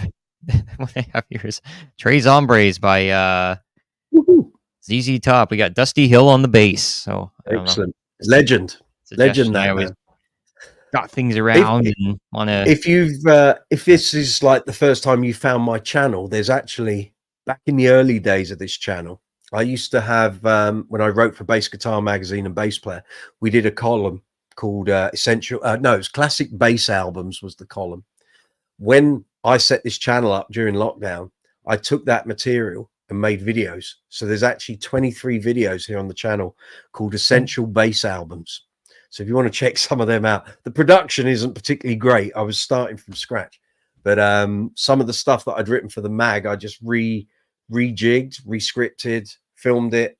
There's some good stuff on there. There's some rubbish as well. If you want to check that out, get some ideas of like how I did that, feel free. Those videos are there. You're free to check them out, mate. Cool. Thank you. I was going to do a second series, and actually the views were so low. I was like, I think I won't bother. So we'll just keep with the gear and the interviews and everything else. But yeah. So what's new in Patrick's world? What are you doing? Are you busy this summer? Are you busy with gigs? Yes, I am. Good man. You were talking earlier on about taking basses abroad. We've got some gigs coming up in Poland at some stage. We have over the summer. So, and I was wondering, I just take something really cheap with me or hire something out there. So I don't know whether you've gone down the hire bass route before. I have been abroad. I've done it all, mate. It's a lottery, I know. The higher bass thing is a lottery, but if you go armed with something like this, you're not going to go too far wrong. The problem is you have to pack that in. You have to check your luggage in. You can't take that in your hand luggage. Yeah. I would always. The other option is just have like anyway. Right. That's it is always a lottery what you're going to get. And I've had some absolute clangers in my time, that's for sure. But sometimes you get a good one. And to be honest, unless you're doing like a string of gigs, if it's just one-offs and then you're flying back, take it for what it is. Just do your job, do the gig, and get the hell out of there. No one's gonna worry. I mean, it may be just a case of sorting out the action or something like that, you know. Yeah, I mean, I would always take a set of strings, take a flat screwdriver, a Phillips, selection of Allen keys, tuner, take your cable. The thing I started taking my DI box, so whether that's a tone hammer or a Sons amp, and then just go for it and do what you can. But the thing with taking your own basses, it's lovely to have that, But if the weather's temperamental, you could still end up having to take all your Allen keys and screwdrivers to set it up. So you've got to take those. But if it goes missing or something happens, it's the worst. I mean, I took the last time I went to Israel for a month, I had a Sims English Rose bass with me, which Martin had given to me to try out while I was out there. And I took it in my own hard case. And I saw a baggage lorry drive over the top of that flight case. Thankfully, the bass was perfectly all right. Completely decimated the Hiscox case. And my heart was in my mouth going, oh my God, it's a through neck. Martin's going to be very pleased. Yeah. And actually, it was totally unscathed, but the case was a write-off. I had to throw the case away. But it's out of your hands. And the days of being able to get away with taking instruments into the cabin, even though, we can get them in the luggage bit at the top or in the suit. It all changed in 2018 after Ed Sheeran had a falling out with British Airways where they wouldn't let him take his guitar in the cabin. And my old covers band went through Heathrow about 6 weeks after that event. And I had my Streamline, my Status Streamline. Where's the back? Let me just get it. Hold on. It's just there we are.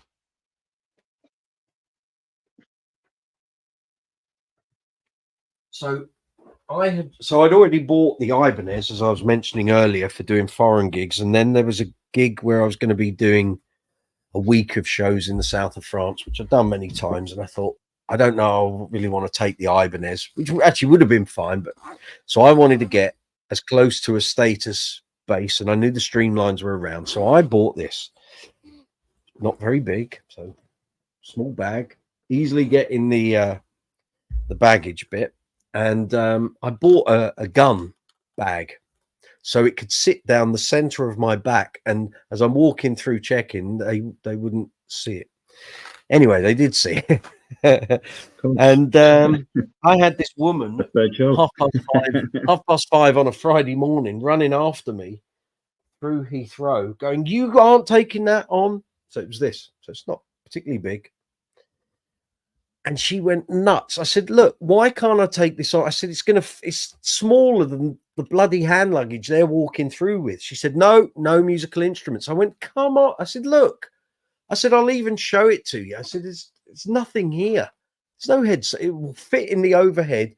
It's smaller than that old dear's bag. She's got all that food, books, half her life in that bag. I said, this will easily fit in the top. No, you're not taking it in. You tell him, Brooksy. Don't wind me up. Anyway, me and the guitarist, we had to go down like 7 floors to the excess baggage. We had to buy a load of cardboard and package our guitars up to get this stuff over to Berlin. And it was a nightmare. So eventually we came back up with the boxes, and then we had to check it all in. And I spoke to a nice woman at BA, and I said, what is this all about? She said, we had Ed Sheeran through about 6 weeks ago, and he caused such a stink. He went on social media and slammed the airline. And so now we've made a conscious decision, no musical instruments at all in the cabin. And it's been like that since 2018. Now, I've heard people say, I got my thing. I'm not sure people always do. I think they say it for effect, but I'm not willing to take the risk anymore. So unless I know I can check it in and someone's paying for it. In Uncle Funk, we pay for the horn players to have an extra seat for their instrument. So on that basis, I may in the future book a seat for an instrument, but I'm quite happy letting someone hire the gear in, because I don't have to worry about it other than the hour and a half that I'm playing on stage. Once I'm off stage, I haven't got to carry anything. And I love it because the horns still have to carry their saxes and their trumpets around and wait for, it all coming through. I don't have any of that. I'll just go with what's hiding. And you and me, Patrick, we're of a certain vintage. We just soldier on, mate. We get the show done, take the money and get out of there. Yeah, we've seen most things, I think, probably. That's it. I think that the days of being very pedantic and saying, well, no, I've got to have my baby.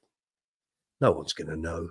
And half the time the sound people aren't that great, so they're not going to get the best sound you can get. So just do the job, smile, and drink the beer, I say. Take your money, go back home again. Yeah, absolutely. No one there's going to know who I am. So, you know, you can be particular about, oh, well, I've got to have that Surely bass you're and that famous pedal. in Poland. Never been there. I've managed to avoid that all my life. Not through wanting to do so, just I've never had gigs out there, to be honest. I have to get going now. No problem. Thank you for coming on. It's been a pleasure having you. Thanks for the question. I wanted to say thank you for having me on. Great channel. I'm going to tune in next week and check out the Rampage video channel for music videos. No problem. Yeah. You're welcome anytime. Good to have you on. Cheers, man. Have a good week. Take it easy. Yeah, Dawson. There we go. And there he goes.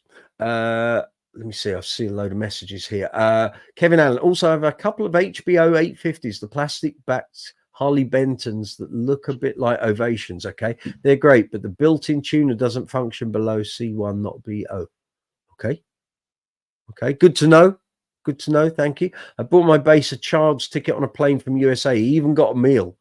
Oh, that's double bubble for you then. Maybe more officious these days. Yeah, this was so that was 6 years ago. I haven't been on a flight apart from last year. I went to Denmark to do a festival. I haven't done any foreign gigs since 2019, apart from that one in Denmark. So Kevin Allen says Poland is great. Stacey Ann, oof, I checked a tenor drum on US Airways in 2001. Arrived late and in a banged up mess in Ottawa. That taught you a lesson, Stacey Ann, I'm sure.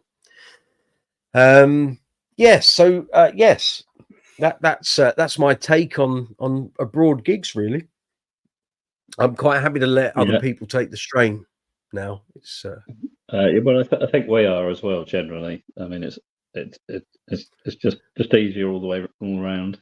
Yeah, and I mean, very often you can spec what you want and what your preference is, but invariably you might get it or you might not. And I mean, last year I wanted a Stingray and I got a Precision, which is a little bit different. And the Precision was lovely, but God, it was hard to play. It was hard work. It was a fairly recent American one, so probably about 5-6 years old, but it was just, it had brand new nickel strings on it. And I wish they hadn't put nickels on because I'm not a huge fan of nickels.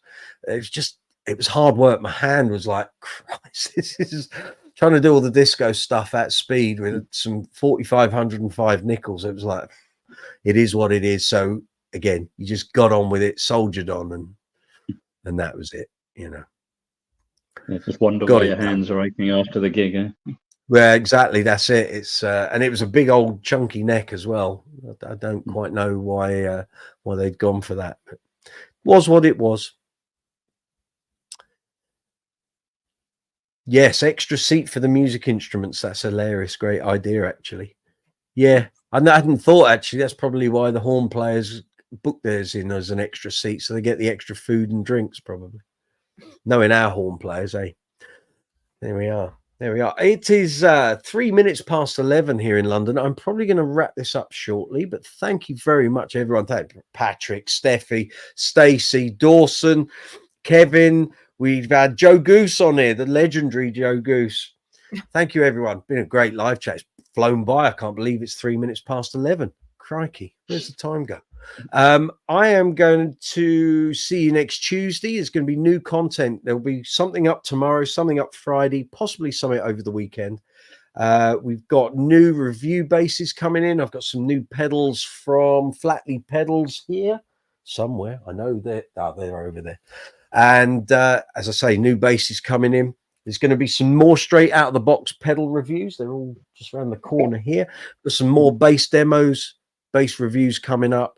Got some vintage interviews from the Vault, my magazine interviewing days. I've got the audio recording, so there's going to be some of those going up very shortly. And as I announced earlier, coming up at the end of August, we're going to have a bang up to date post-tour, post-farewell tour interview with Billy Sheehan, all the way from his place in Nashville. So on that note, have a fabulous week. Enjoy your bass playing. thank you very much to everyone for getting involved. Please give the video a big thumbs up, leave comments, share the video, splash it all over social media if you please. And we will see you next Tuesday at 8 o'clock live here, London Town, Brooksy's Bass Corner. Say good night, gang. Good night. See you later, Thank everyone. you. Fabulous. Cheers, We'll see you next week. Take it easy. Have a great Bye. week. Bye-bye. Bye.